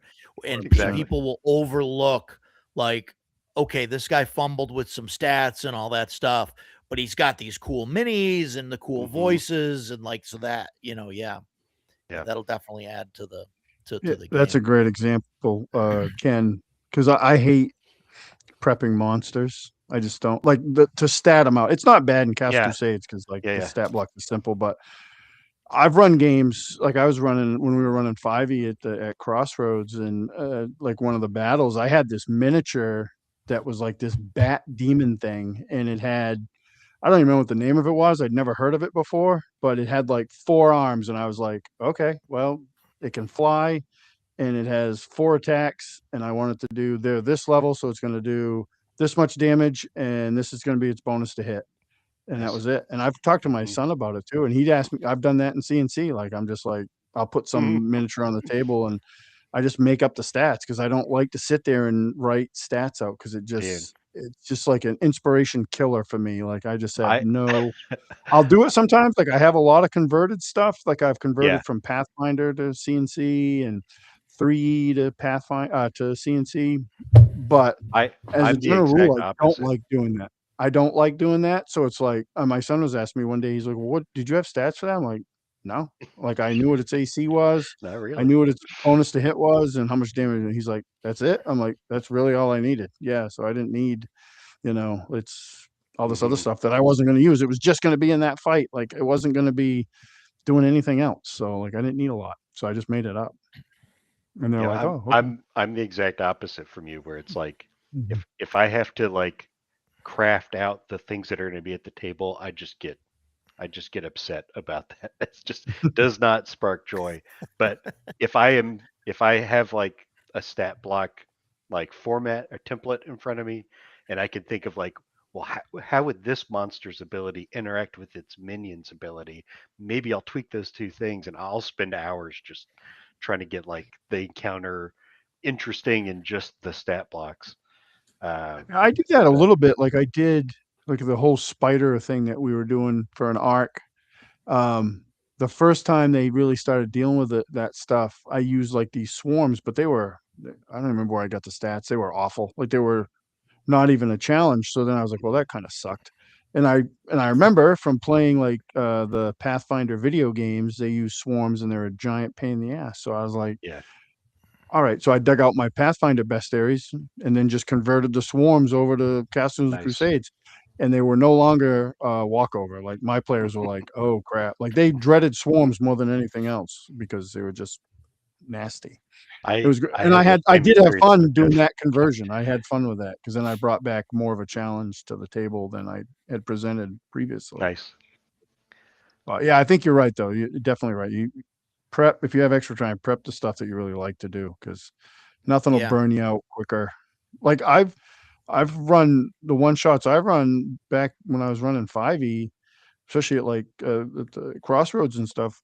Like I didn't even do the pre-gens. Like I had either one of either my son did them or one of my players or both. I'm like, hey, they like to make characters. So I was like, I don't even like to make characters. I'm like, I need this, this, and this. Make me one of those.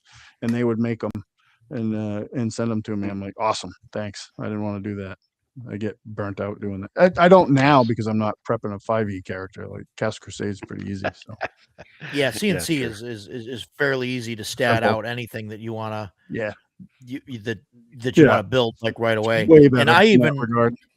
you know, I shouldn't say this out loud in front of people that that are in my games, Sit but at your table. like I had some I had like some ogres, right? You guys were fighting ogres, is that what they were? Yeah, earmuffs, you two. But no, they're fighting some ogres, and I wanted to put an ogre chieftain in there, you know. So like instead of like just taking like an ogre stat block and just like amping it up, I just gave him a hill giant stats, and so that gave him like, and so instead of just being like a little more powerful, he was like twice as powerful because now instead of a +4, he's got a +9 to hit, and like he came out and like swung, and like I think he swung at Joe, and you know, I rolled like an 11 on the die, and I'm like, oh, he rolled a 20, and Joe was like, this guy's 9 hit dice, like what? You know, and the table's like, oh shit, this guy's gonna be rough, you know. And it's kind of like that surprise instead of like, wow, he's, you know, stronger than we thought.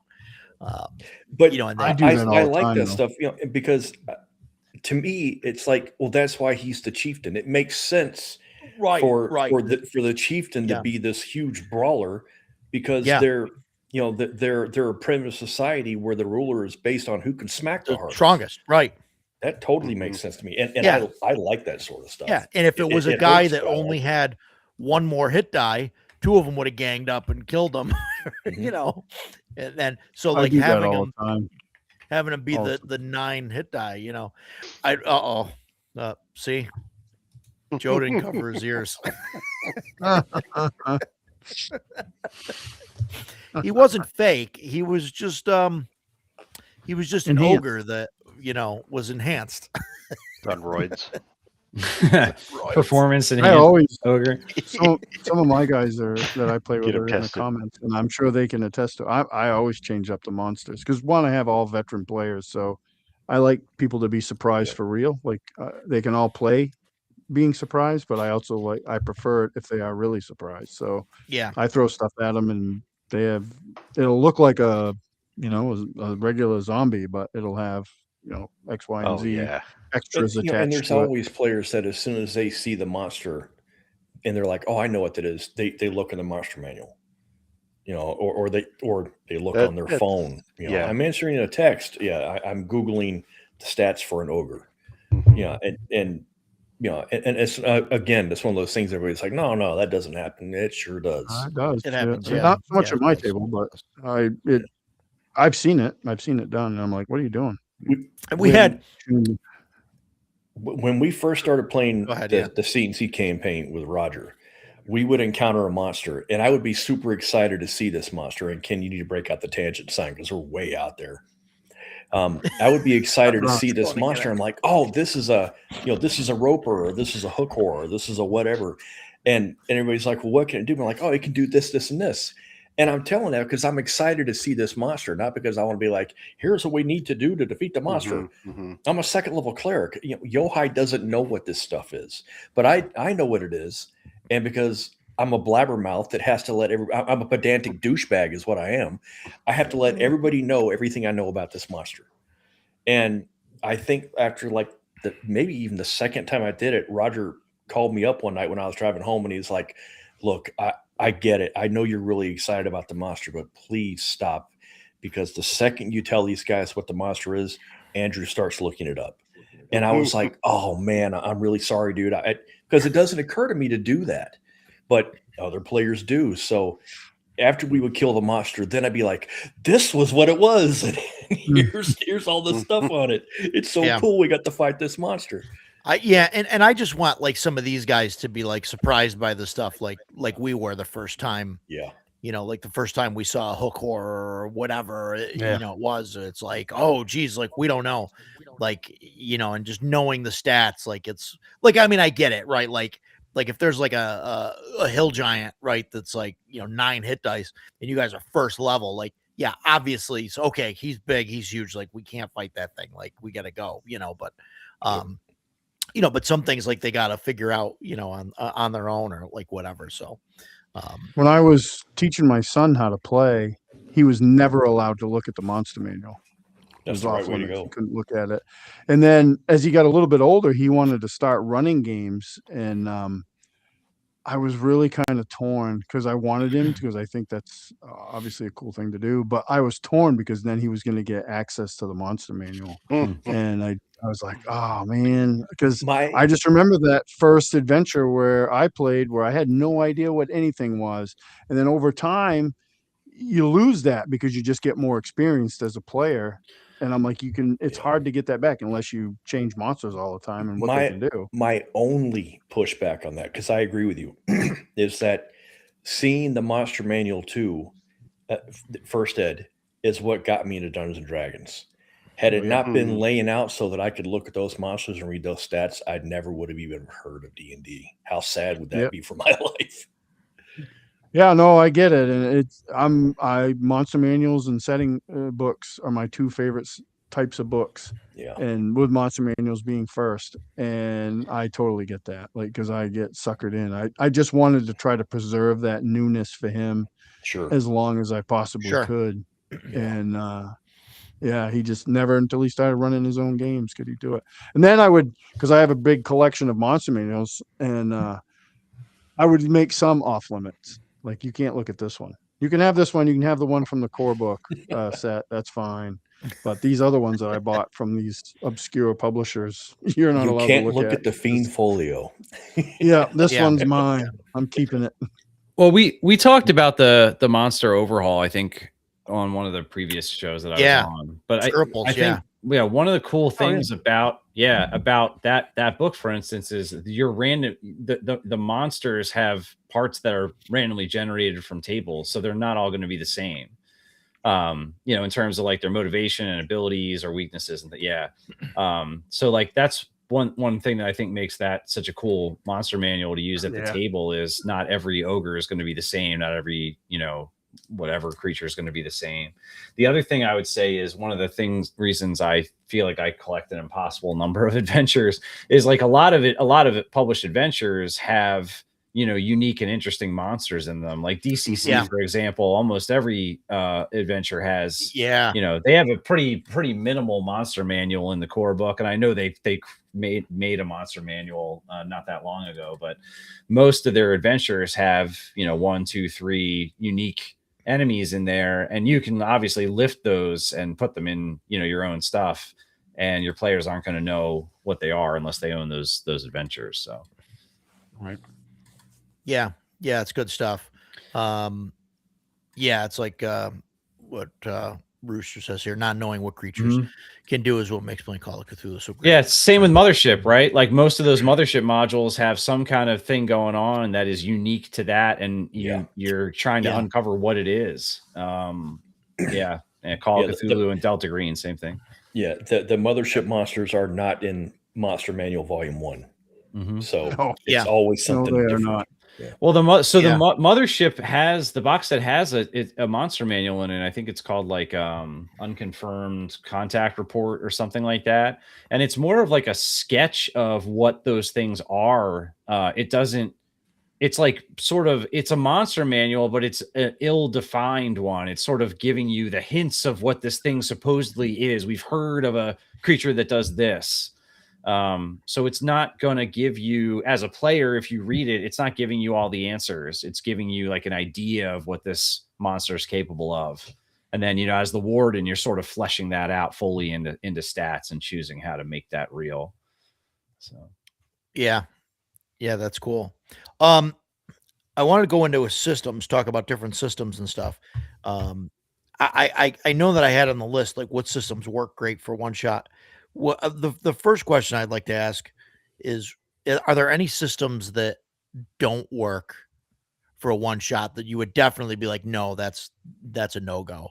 I think for me, the first one that I think of is something like Axe, like Adventure Conqueror King system. Like you could do a one shot in that, and I think it'd be fine, but it would be no different than running any kind of like OSR, a BX game or a white box game or something like that, because the game itself, is about, building up armies and, running things and all of that stuff. So I think that's like it wouldn't work well as a one shot because you wouldn't be able to see the system itself shine, you know?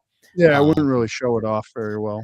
Yeah, and that's the only reason I say it would be, not great for a one shot. Like I think it would work fine, but like I said, it would be no different than running BX, Mhm. or any BX clone that's out there, Yeah. But is there anything that you guys think systems that wouldn't work to run a one shot?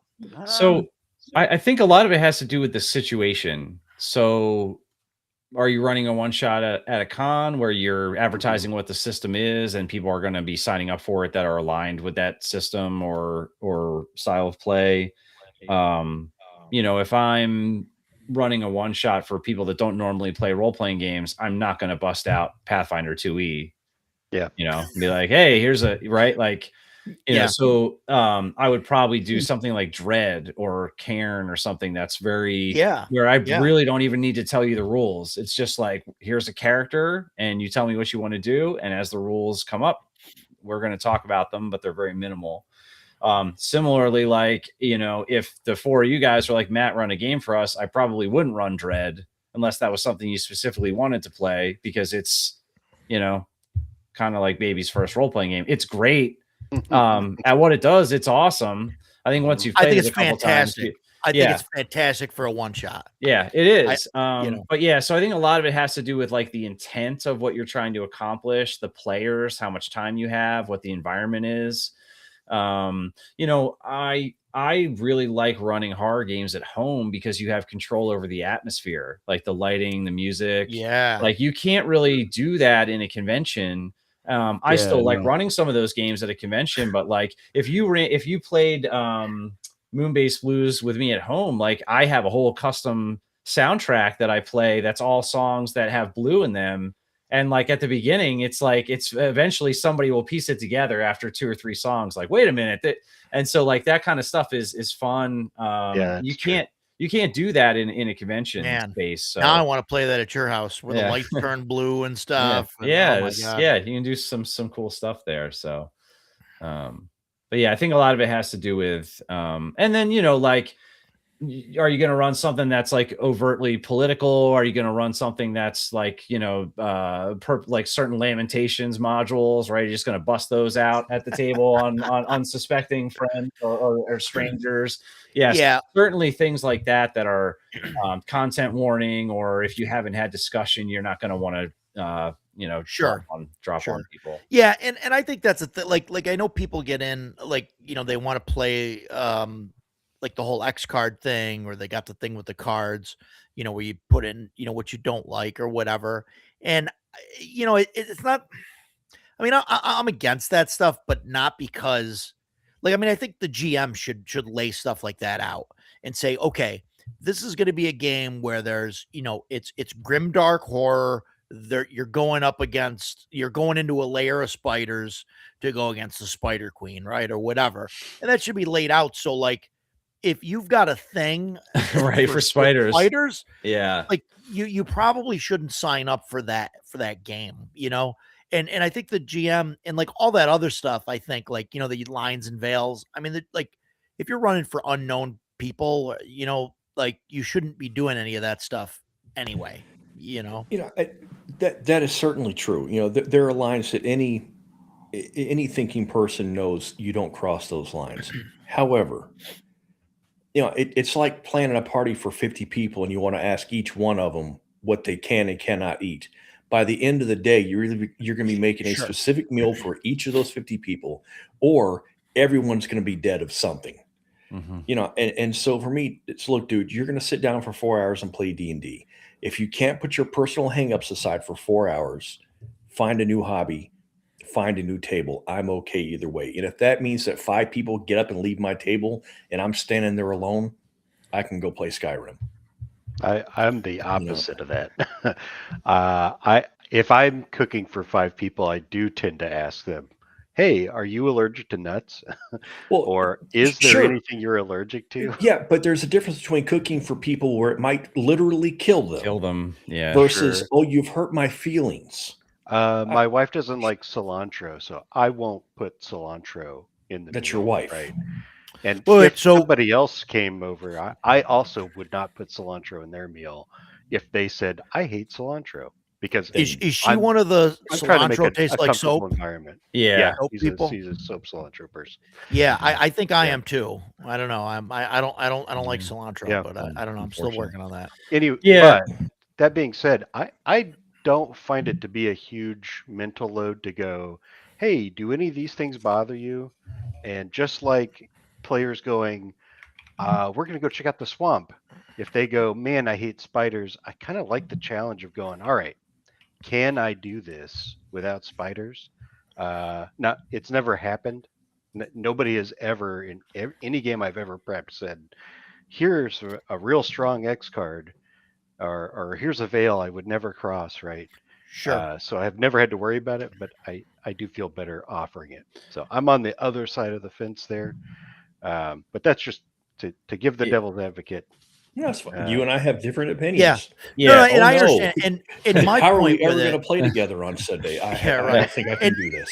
you know, my point with it was just that, like, if it says the thing on the tin, like, and you've got an issue with that thing, like the spider thing or whatever, like, Yeah. duh, you know what I mean? You probably shouldn't, like, don't show up to the table and say, "Oh, I don't like spiders," when clearly this is Right. like Oh no, the that's layer of that's the what it's about. spiders adventure. Yeah. You know what I mean? That was The web yeah. of the Demon Queen. Yeah. Just Yeah. a picture of Rolf on the front. I Yeah. don't like royalty or demons. So can Yeah. Yeah, Or and it's like, spiders. okay, well, now I'm not So- changing that adventure. You know what I mean? Yeah. Now, Yeah. that's I fair. guess No, I guess that's to kind of stick to the analogy you guys were using, I think so okay, if you're playing in my game, I think it's like a chef selection kind of thing, right? Like you should Mm. trust me that I've curated an experience that I think is going to be good for you. But to your point about food allergies, if you do chef selection, they're still going to ask you, does anybody have any food allergies, right? Mhm. I don't have an issue with that. And when I run horror games, I try to be descriptive if it's a one shot, and whether it's a con or not, these are some of the things you're going to run into. I did at Gen Con, I played Liminal Horror, the mall, and I thought it was like, so they gave us like a safety tool to fill out. It was like filling out like your paperwork at a new doctor's office. It was like 4 pages of stuff. And it took everybody like 20 minutes to do. Right. And, mine was like, that I don't sounds care about tough. any of this. So it's fine. It's fine. It's fine. It's fine. It's fine. But Yeah.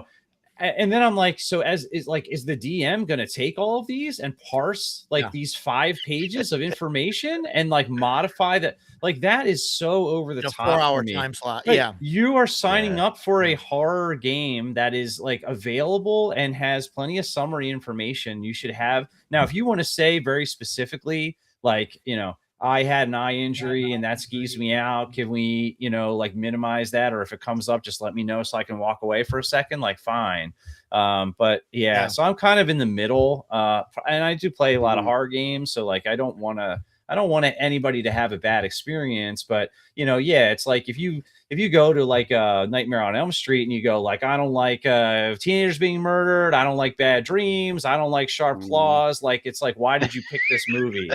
I'm So- with you on Yeah. Yeah. To clarify, I've never had anyone fill out the doctor intake form. I have seen those, and I think that's overkill. It's like the pendulum swinging too far the other way. Yes. Yeah.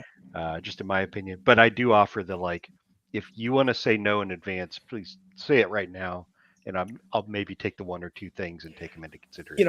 I push back on that stuff a lot. And again, I know that it's me, but I played D&D for 35 years before I ever saw an X card on a table. And I saw it and I was like, what the hell is wrong with these people?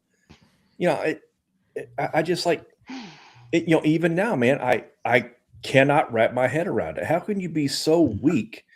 In my opinion, how can you be so weak that you need a card on the table that if the mean guy across the table says something that not that your character doesn't like, but that you don't like, you have to slap your hand on the X card. Oh, you have got you Yeah. have very first world problems. Yeah, in your life. you know, you're not wrong. I guess like to devil's advocate that a little bit, Jason. Like I think it also a lot of it has to do with the quality or character of the person running the game, and like Mhm. there are bad actors out there, and there are people that introduce things that shouldn't be introduced. And I think the Sure. reason why some of this exists is to give people a way because it's hard like when you're in a social space and nobody else is saying they're uncomfortable. I think it's hard for people to say, hey, this is making me uncomfortable. And then you end up with something where it's like 4 hours have gone by and after the fact somebody's going, yeah, this person did this thing and I was uncomfortable for 4 hours. But I think exactly what you said, Ken, it's just been shoved so far to like that pendulum got swung so far Yeah, to the the other extreme. way Yeah. that I think it sort of has become comical how it's been applied. Like Yeah. it's taking something that in concept isn't a bad idea and turning it into a bad idea. That's my feeling on it. For they've turned something that was nothing more than a conversation, right? Like when we played Mothership for a while, and I'm a horror fan. Like I love horror, but we had we were all friends, but we had a conversation in the beginning of it, like what is there certain types you don't like, and like body horror came up, and I'm not a fan of that myself. That's not my favorite type of horror, Yeah, so same. Yeah, but I'm like, something like I love it. something like body horror though, like in a game, like I would not run a public game for people that I don't Same. know with like a ton of body horror in it, or like Right. Matt, like you mentioned, like Yeah, Moonbase Blues has eye body pan or Yeah, whatever. Moonbase But- Blues has body horror. right, but you did like, okay, here's a guy, he's shoving a light bulb like into his eye or Sure. whatever, like, and there were things like that, but you didn't like you weren't over the top with, you were like, okay, Right. this guy's like jamming a light bulb into his eye, like, and that was it. Like you didn't, Yeah. like, that I mean, stuff if you wouldn't started bother me, I guess. describing that and all doesn't bother that, me. my eye would start watering and start Mhm. twitching. You know what I mean? And I'd be like, okay, dude. Yeah. You know what I mean? I'm But, with Matt we though. get it. I would start describing. you know what Yeah, I I mean? would. No, game. but see, I wouldn't. I Hopefully wouldn't. you And told so me in like, advance. yeah, right. Yeah. I was So- running a game for it was actually my first all-female table. I was at Crossroads, and one of the players was this teenage girl. It was her first game ever, and they got attacked by spiders. I was using spiders again, and they got hit with a swarm, and I got really kind of descriptive on it, like crawling all over them. And one of the other players, she looked at the new girl, and she was like, oh, she's like, if there's anything that bothers you, you can just kind of say something.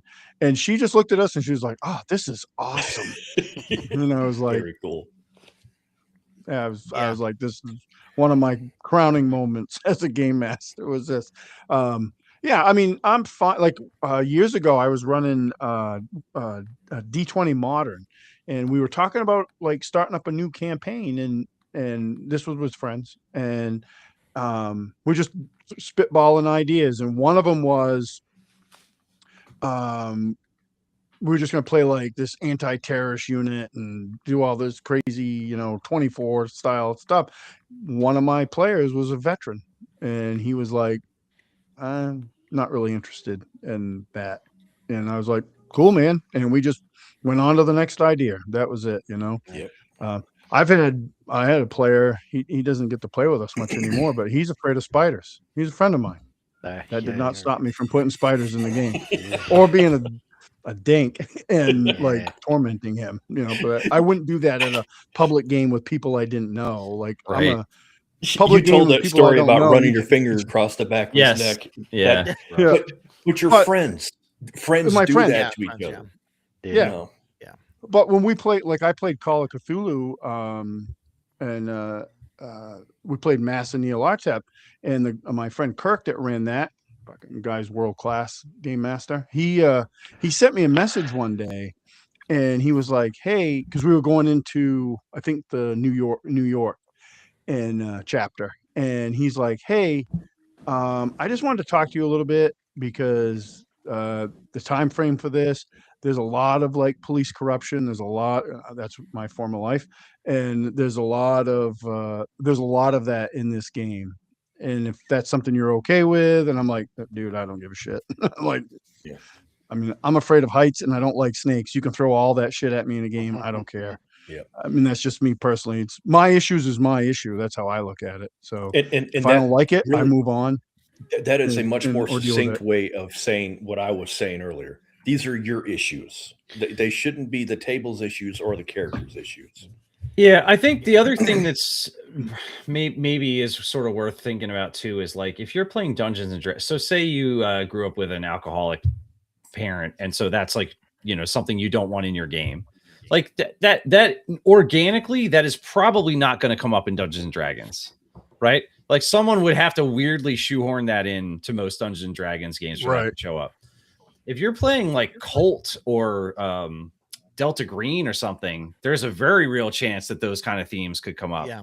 So true. I think that's the other thing is like if you're sitting down to play Keep on the Borderlands and you're like, hey, let's go over like lines and veils. It's like, you don't like killing orcs. Like, why are you here? But there's other, Yeah. there's other games where it's like there may be some themes that people don't want, sort of like what you just said, Dakota. Like there may be certain themes that like, this person doesn't want to play that in their, there's a whole series of Delta Green that's about like pedophilia and stuff like and Yeah, I wouldn't want that. I mean most tables are like not gonna want to touch that adventure and that's fine and I wouldn't run that as a one shot for training. right. Like, Right. it just seems Yes, like a that bad would be idea. a very weird choice to just be Yeah. like, so How yeah, did you so- land on this choice? right, yeah, Yeah. If you want to weird. look at, I'd want to be looking at the guy running that game a little bit closer, actually, if that's the choice you landed That's on.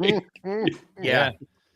This sounds like do a great background idea. check on you real No, it quick. doesn't. Yeah, so that's the other thing I guess is like applying a tool that makes sense in one place to places where maybe it doesn't make a whole lot of sense. Mhm. Yeah. So I guess we kind of covered, I think, everything with that.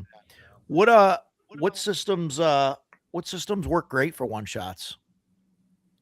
I know there's a lot of stuff out there, right? And I mean, I Yeah, would there's a say lot of good anything ones. that's Matt has brought up a dozen of these where it's like, Mothership.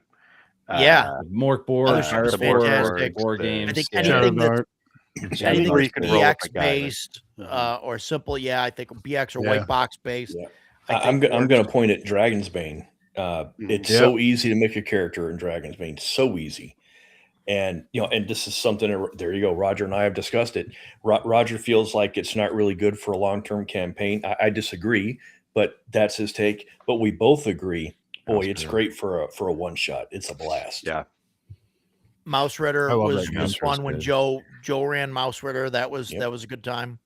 I ran a couple one shots of Mouse Ritter, and it like many of these other systems, it's so easy to roll something up. It's so easy to characterize things very quickly, and one of the things I think we kind of touched on this last time,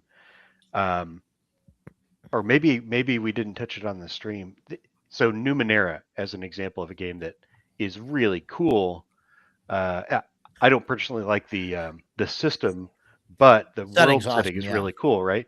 However, for a one shot, trying to get people to understand what they are doing in the game and why, it's a lot harder. Whereas with a Mouse Ritter or a Morkborg or something, the stakes are probably in your brain already. You're a mouse.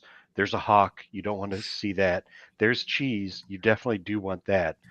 So it's, I guess systems that are very easy to digest thematically, right? Yeah. And I've ran No Thank You Evil. It's like the kids version of the Cypher system. Right. And that runs really, really well, I think. Nice. It still has kind of like the same issue where the points you want to spend to do things are your hit points. Yeah. But it's a D6 instead of a D20. and it's really great, I think, for kids. Because you just pick an archetype, like you just pick some, like, okay, I'm a Jedi or whatever, and like that's your Mhm. thing, right? Or like, or Yeah. I'm a stormtrooper, or I'm a fighter, or I'm a knight, or whatever, and then you could just give them a +1 bonus basically for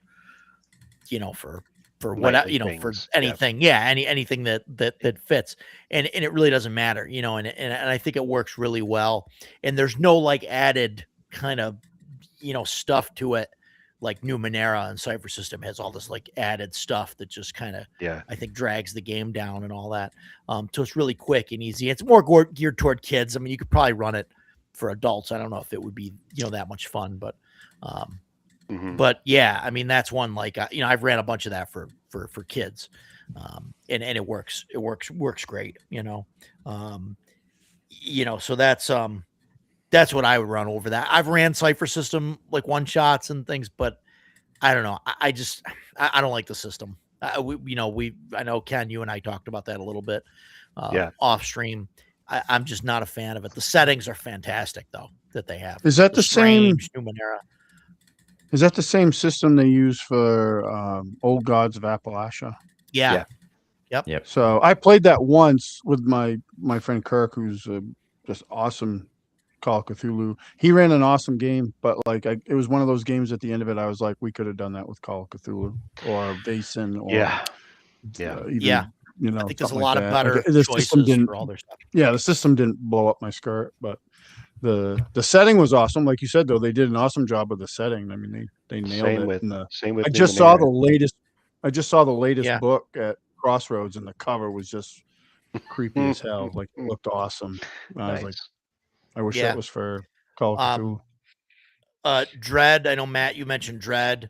I think that's a great system. That's really made to do a one shot.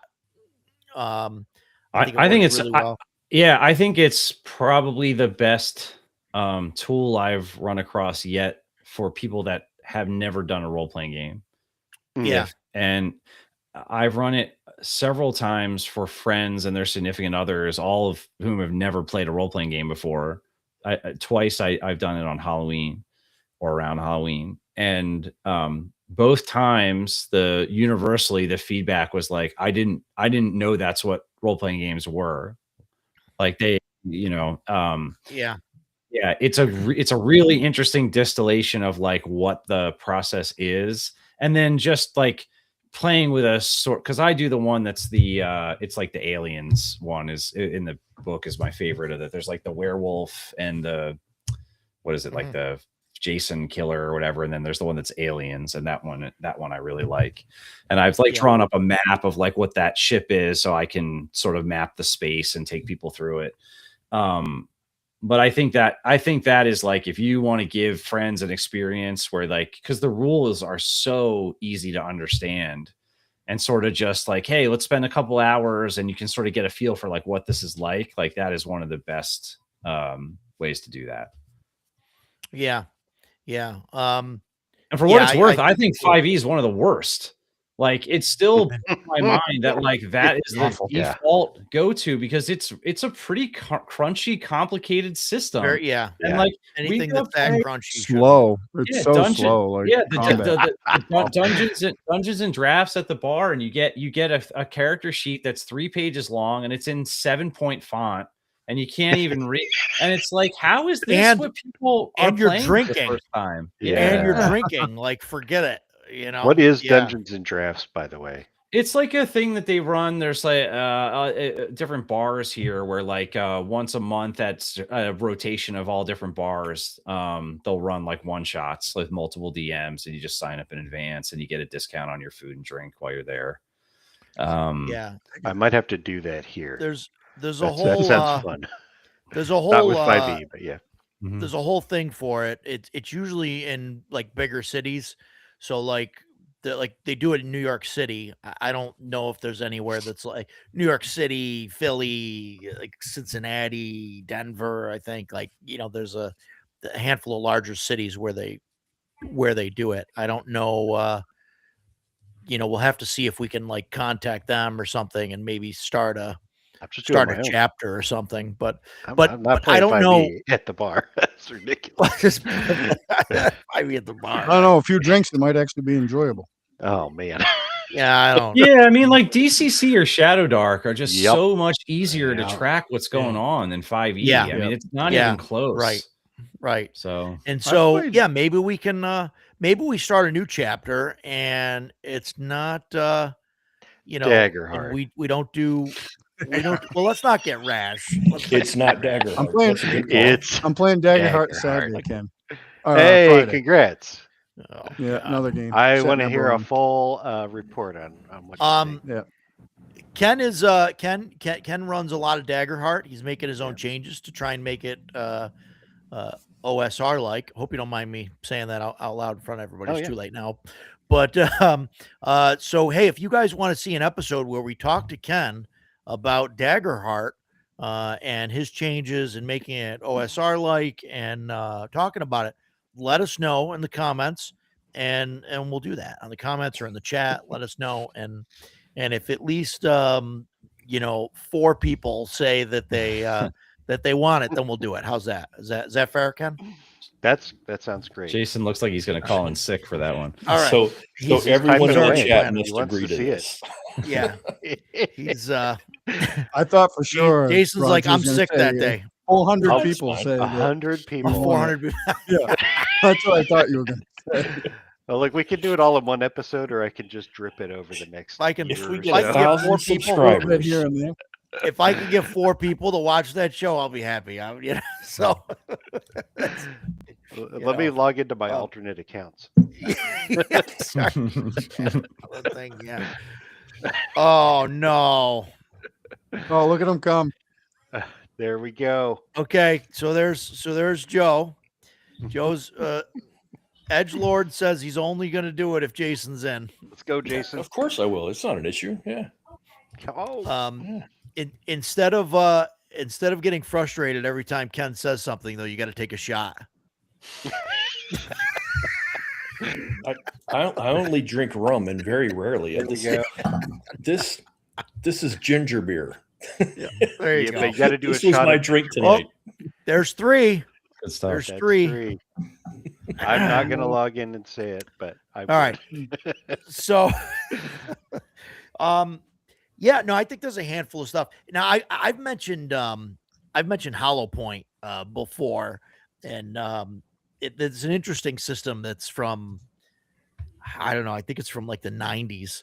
It's like VSCA. They don't even exist anymore.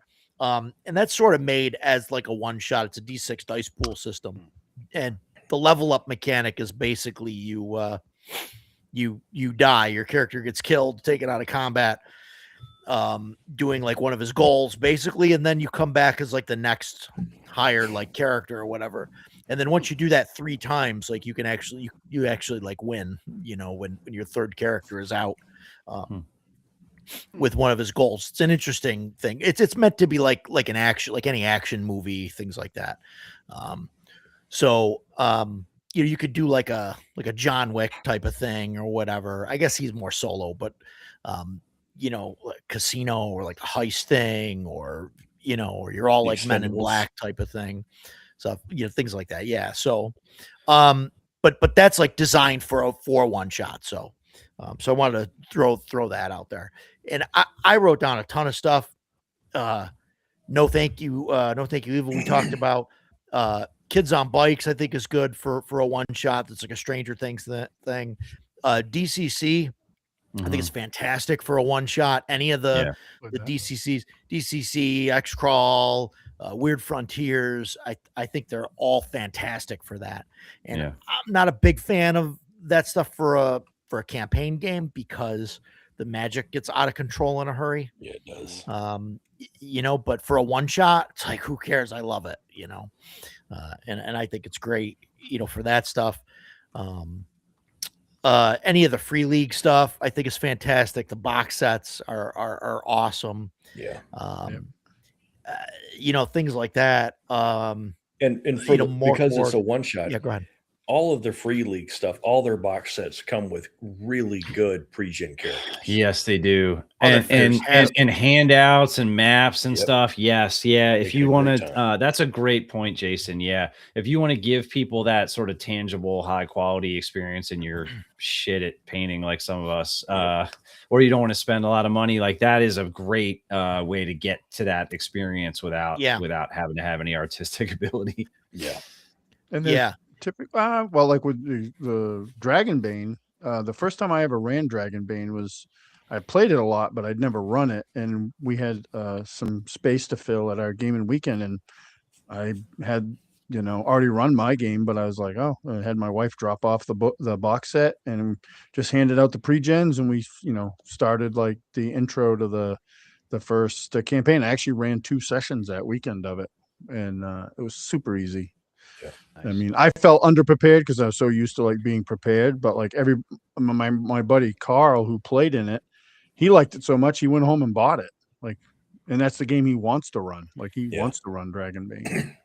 That's cool. It's such a great system, and it's so simple to run too. It's easy. We didn't have to spend a lot of time messing with rules, and there's lots like of pretty good one shots out there for it too.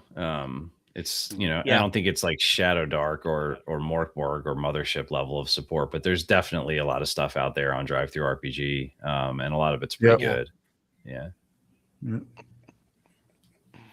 Yeah, I mean, I think like the Powered by the Apocalypse and Forged in the Dark games are not the best always for new players. Like Forged in the Dark, especially the ability to exchange position for effect and like Devil's Bargains, and there's just that's not only is the game sort of designed for like longer play over time, it's probably not a good RPG for someone that hasn't played a lot of RPGs.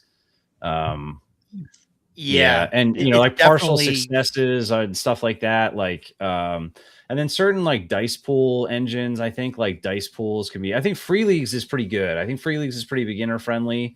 There's others that I think are less so. Dice pools aren't always the easiest for people to wrap their brain around. It's a lot less straightforward than like, roll this 1 die and add 3 and tell me if you got a 15 or higher. You know what I mean? Yeah. Right. Yeah. I'll also say like that Alien first box set that came out is probably the best published like short adventure that I've ever run, but I don't think you could get through it in 4 hours and have it be a really satisfying adventure, right? It's not going to be a con game.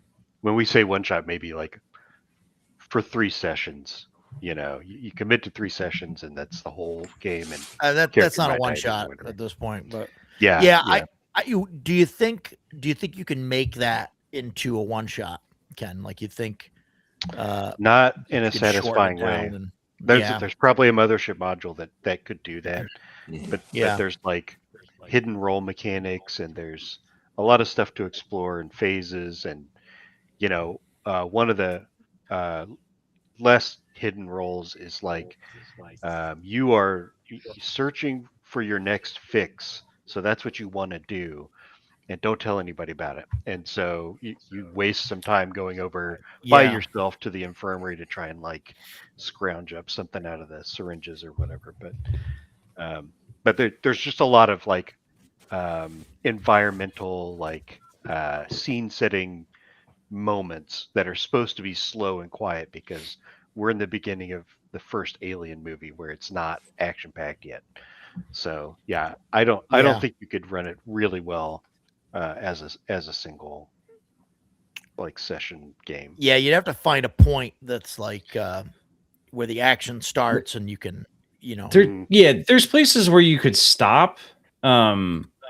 Like if you were running it for friends, right, you could stop at certain points and then say, if you want to continue this, we can, or we, you know what I mean? But you definitely wouldn't have the full, like there's not a way to cut that story down and get it done in 3 hours. So it'd be like a Back to the Future kind of, and you know what I mean? It's like, it would still be fun, but it definitely would stop with like a cliffhanger and not be finished. So Easy D6. Yes. That's on my list. I think Answer, you can easily do anything Matt. there. Is this Question Matt here. Rooster? Yeah, No? my buddy Matt. Yes, Matt. That Yeah. would be. Super easy to play. Yep. Yeah. Yep. Yeah. You've got a target number, One of roll my- your dice pool. Done. One of my favorite one shots I ever ran was in Star Wars D6. Cool. Yeah, I don't know. If you guys ever run or played Roll for Shoes, No. Never even heard of it. never even heard of it. It's I'm like a with you on D6 that one. system. It's really so everybody it's really meant for like a one shot, but you have like a story, and then everybody starts off as like basically a nobody that has one skill, and that one skill is do anything, and it's 1d6. And so, and the GM too. And then so basically, like, say you're like, okay, you're going out and you're gonna like hunt monsters, right? You're like an alien thing or whatever. You're all gonna go and like shoot stuff. So you're like, okay, I want to shoot the monster, right? So the GM rolls his d6 and the player rolls their d6. So if the player rolls a 6, then they get, and they're shooting a monster, then they get now a new skill that is shoot, 2d6, right? Because now it's another die, so they get another die added to it. And then and you're just rolling off like each other. So the DM will roll a d6, and then you'll roll a d6. Whoever rolls highest wins the thing, or so you successfully shoot the monster or whatever. And then later, like, you roll 2d6, and then now you need 2 6s in order to level that up. So like your shoot skill, but it has to become more specific like every time. So sometimes it gets crazy, and you don't want to get too specific right away, because then you'll run out of things later. And then I think every time you roll a 1, you get like an XP that you can use to make something a 6 for the purpose of leveling up. So like now you like shoot something else, like you shoot the monster, or maybe you shoot a door handle, right, to go through it, and you get your 2 6s on that shoot roll. Well, now you have a skill that's shoot doors, or shoot steel, or shoot whatever, and it's 3d6. So now whenever you're shooting it, like, say, okay, now I'm shooting something metal, like I can roll 3d6 now because I'm really good at it. And so you get like progressively like better, but it's more specific like as you go. And that's kind of how the game works. It's designed as like a crazy kind of one shot. It's only got like 12 rules. It's a pretty simple thing, and it kind of goes off the rails and gets a little crazy, which is kind of why I like it, I think. Because I'm into some of that stuff. But it's an interesting thing. Pretty cool. You guys should check it out, or maybe I'll run it one of these days, on one of these off days. We'll go from there. But there's another one to check out called Everyone is John. Have you heard of that one? Oh yes, Jason, you've played it. I think you're all Yeah. All I mentioned it last personalities week. in John's head. Yeah, I we mentioned talked it about last week because it's like being Okay, John yeah. Malkovich. Being John Malkovich. Yeah, you all Yeah. bid for control over this John character, and you have 3 tiers of things that get you points: 1 point, 2 point, Yeah. 3 point. The 1 point stuff is like easy, Eat a doable donut, right? stuff, like eat a piece of candy, something like that. The level 2 stuff is stuff that might like be bad. So it might be like slap someone in the face. And then like the level 3 stuff is like, death defying, that like jump out of a window, like something that could get your guy killed. And then you have these points that you bid for control secretly, like, and then whoever has the most points that they reveal basically gets control over John in that moment. So John, you might be controlling John, and he's okay, we're walking down the street, to go buy a newspaper, right? Because that's the thing. So you go in, you buy the newspaper, okay, guy, but you don't know what everybody else's goals are, or whatever. So like your goal is like buy a newspaper or something, or whatever. And so you get the newspaper and you go to walk out, and then and since you got a thing, everybody bids for control again. And then somebody might be like, oh, the shopkeepers are like, I've got a thing. Every time I slap somebody, I get 2 points. So they like bid and they go. And then John just slaps the shopkeeper, and then somebody else, so they might get 2 points. Somebody else might have a thing that's like, oh, I get 2 points every time I steal something. So then they bid for control, and now John like steals. Yeah, Like it's like that something, like, runs out Pixar and movie with just with all the emotions that are inside the Oh, little girl. yeah. Yes, It's in the like head. that. Yeah, that's basically what it is. Jason looks like he can't wait to Yeah. play this game. Yeah.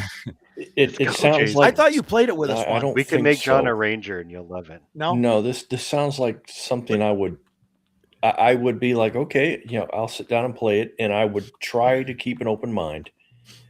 Half an hour into it, I would want to tear my face off and go find something else to do. What about Honey Heist? You guys play Honey Heist? Honey Heist is good. Not yet. Not yet. I have not. You know, Yeah, there you're are all- games out there that just don't need to be made. Well, Honey Heist. What about Everything is Dolphins? The DM's the Dolphin Master. You get That everybody's a sounds great. dolphin. Why does my Yeah, internet I don't choose to be know. stable during this part of the show? Yeah. You're like, please disconnect right please. now. Show me Please the little crash. globe with Please a question crash. mark. Oh no. So, no, everyone is John. It's just, it's a goofy kind of crazy kind of game. Everybody's playing the same character. You make them do dumb shit. It's fun because your character, you'll have like a level 3 ability that's like jump out of a window, and then like somebody will do something crazy and like get into a cab, and then you're like, oh, now it's my turn to shine. So you like really want that moment, and then like so you're in a cab like going somewhere. And then, like all of a sudden, you just make John jump out of the window or something. And it's just I will crazy. tell you, Honey Heist is actually a pretty good game. It's a one-page RPG. Yeah, what's Honey? Yeah, it's Oh, a You're a bear one-page trying to get RPG honey. by Grant Howitt, who is the with Rowan Rook and Descartes, so like Heart and Spire and some of these games. So but it's or the die. yes, RPG too. correct. So here's the write up on it. It says Honey Heist is a surprisingly successful one-page RPG. Here's the plot. 1, you have a complex plan that requires precise timing. 2, you are a goddamn bear. And so basically, it's Ocean's 11 where you're trying to steal honey, but you're just a bunch of bears. That's basically the game. And every time I've seen it, I've yet to play it, but I've seen it run at RPGs, and it's like this loud table of people cracking up. So there must be something to it because it That's a obviously good one is shot. a lot of fun. Yeah. And really, and the same with everybody's John in the bear thing. I know that the reason that I wouldn't enjoy it is because I can't get over myself. I've beaten everyone to the punch. I know myself inside and out, man, and there are things that I just can't do. And like Yeah. that table that's over there and loud, and they're having a great time. I hate them. Shut up! I'm trying to play over here, and but that's me. Get off And I my can look lawn. over there and be like, man, they're having a great time. I wish they'd do it somewhere else. That's just me, man. I have nothing against any of these games or the people that play them. They're simply not for me. There you go. Yeah, that's fair. Yeah. Hard to be a real serious ranger when someone's screaming, "I bite open the refrigerator." Yeah. It's me, man. I've got a stick up my ass that I have not been able to surgically remove yet. Really, that's Listen, what it is. I think if we One make day. John a ranger, that we can get Jason to play this. telling I you, don't know. I do Yeah. play other things than Rangers. I just really like them. Unless I'm playing Weird Frontiers, and then I'm going to play a gunslinger, or I'm just I going to mean, find something else to do. Which is really a ranger. I mean, come on, Kind of gunslinger. Shoot. You're What if gonna I tell me told that you- gunslinger and ranger isn't the same class? No. My whole thing with being the ranger is not because I want to use a bow, because many characters, including the monk in C&C, which I really do No, not I like that rule. My whole thing is where's your tangent thing, Ken? Come on, dude. Ken, come on. But, What are you you doing? know, I'm just I letting you just- go this time. I like seeing myself in the woods, creeping, tracking, Yeah, doing wood lore and survival. I like Like a that bear? kind of thing. I don't think It's a bears put bear. a lot of thought into it. They just eat whatever gets in front of them. They creep. Sure. They stalk. They creep. That's yeah. crazy. They're different kind of They bears. love the woods. alternate universe bears. Yeah. They also act Uh, like 4-year-olds most of the time. And Yes. just do whatever And their man, I It's just like- can't do. whim It's like takes the them. Yogi Bear, though. It's like your Yogi No Bear rhyme or trying to reason. get the honey. Like that's the whole gimmick, you know, like Yeah. like you're not just like a regular bear. I mean, that would be stupid if you were like a regular bear. You're like Yogi Bear, like you have a tie and everything, and you know you're going to. I don't recall Matt saying anything about Yogi Bear trying to get honey. It was bears.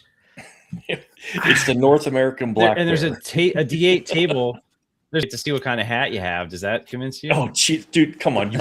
You just made that up, dude. There's no way. No. The For real. bear has a hat. I'm Oh, looking at it boy. right Yeah. Ah! See, now. see, it's not, you know. So yeah, You know, my icon to start Skyrim is just right over here in this corner. I know you're like, oh, Launch.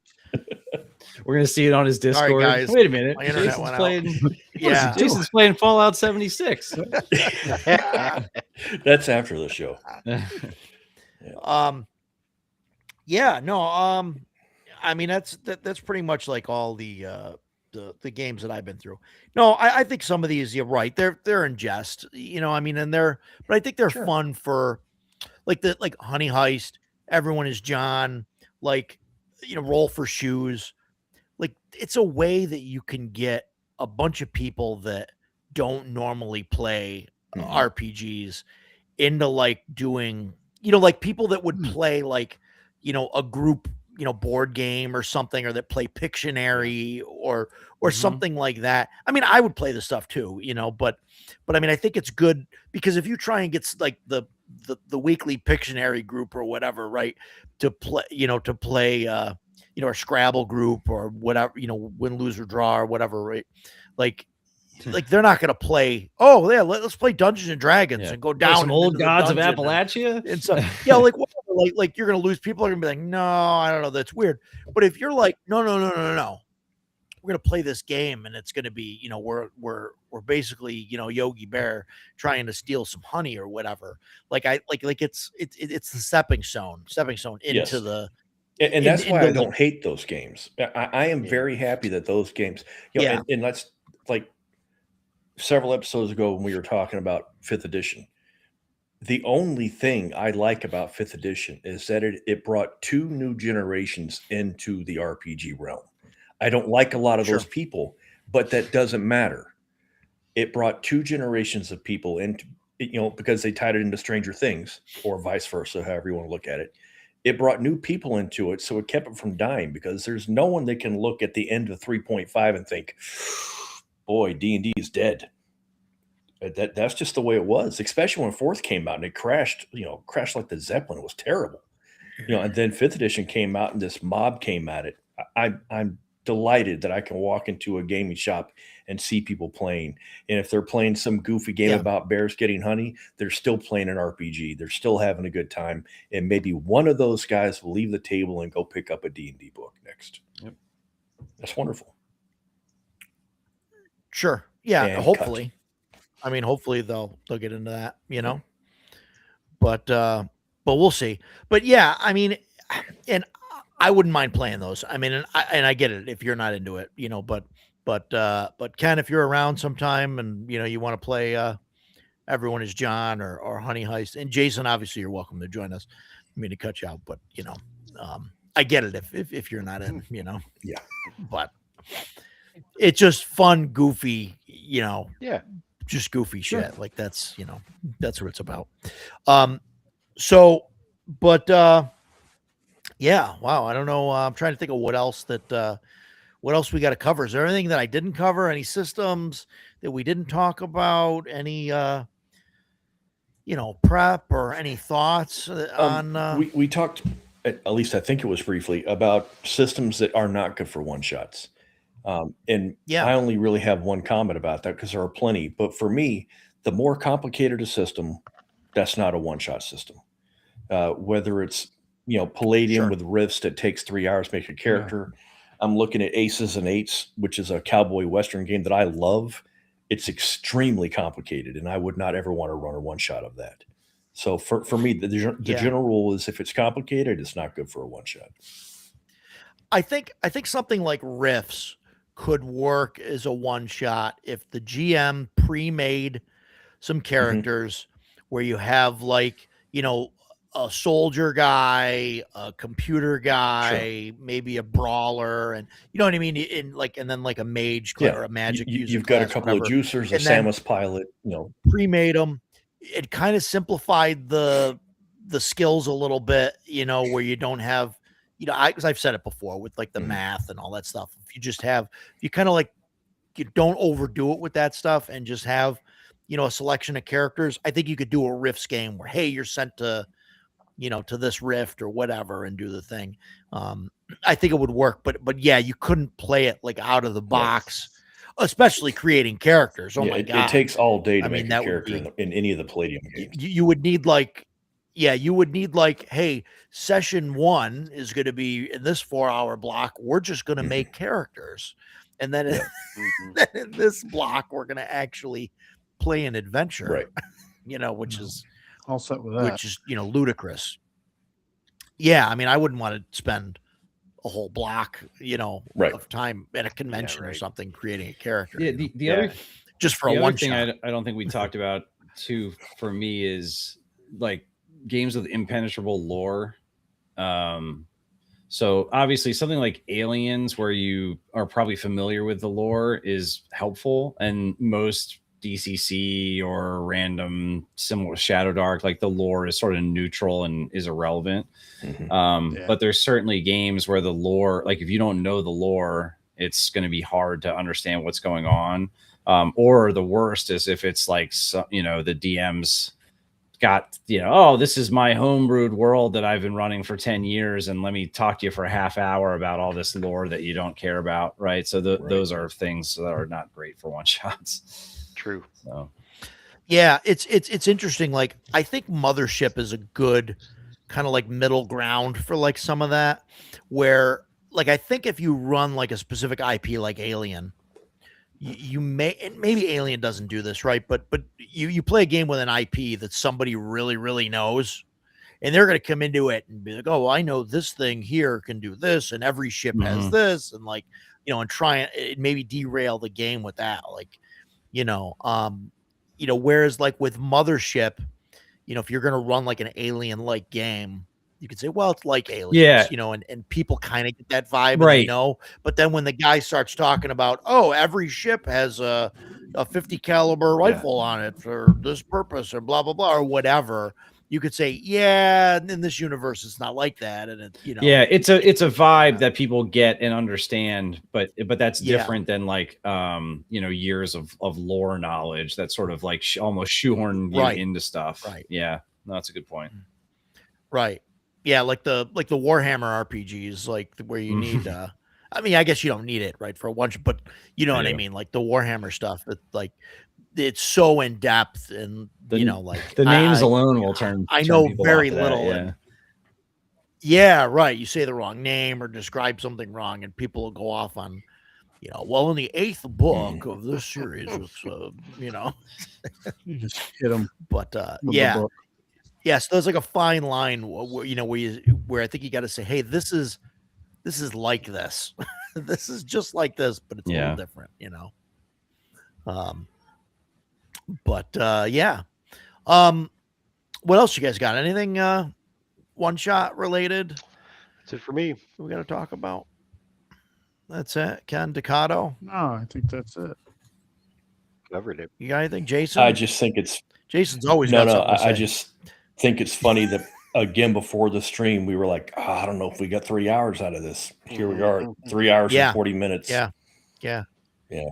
That's me. I get nervous. I'm like, oh my God, we're gonna finish 20 minutes But and here we nobody's gonna know are. what to talk about. You got 5 people with very It's like different my opinions. stage, We're good.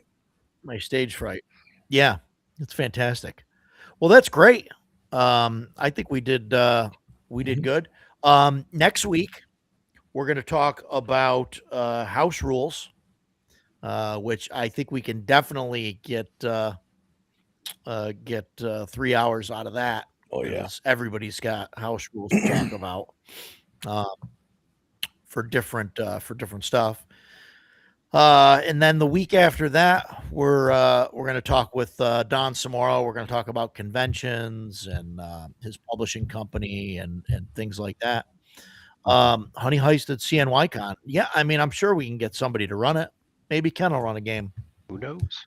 Maybe we'll run a secret Thursday night game of or maybe a Wednesday night game No, or something. Thursday night we're playing the Skyrim board game. hunting night.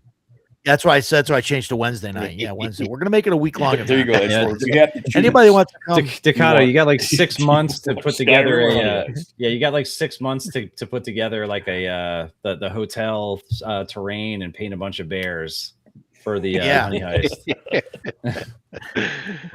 We'll get it taken care of. Yeah.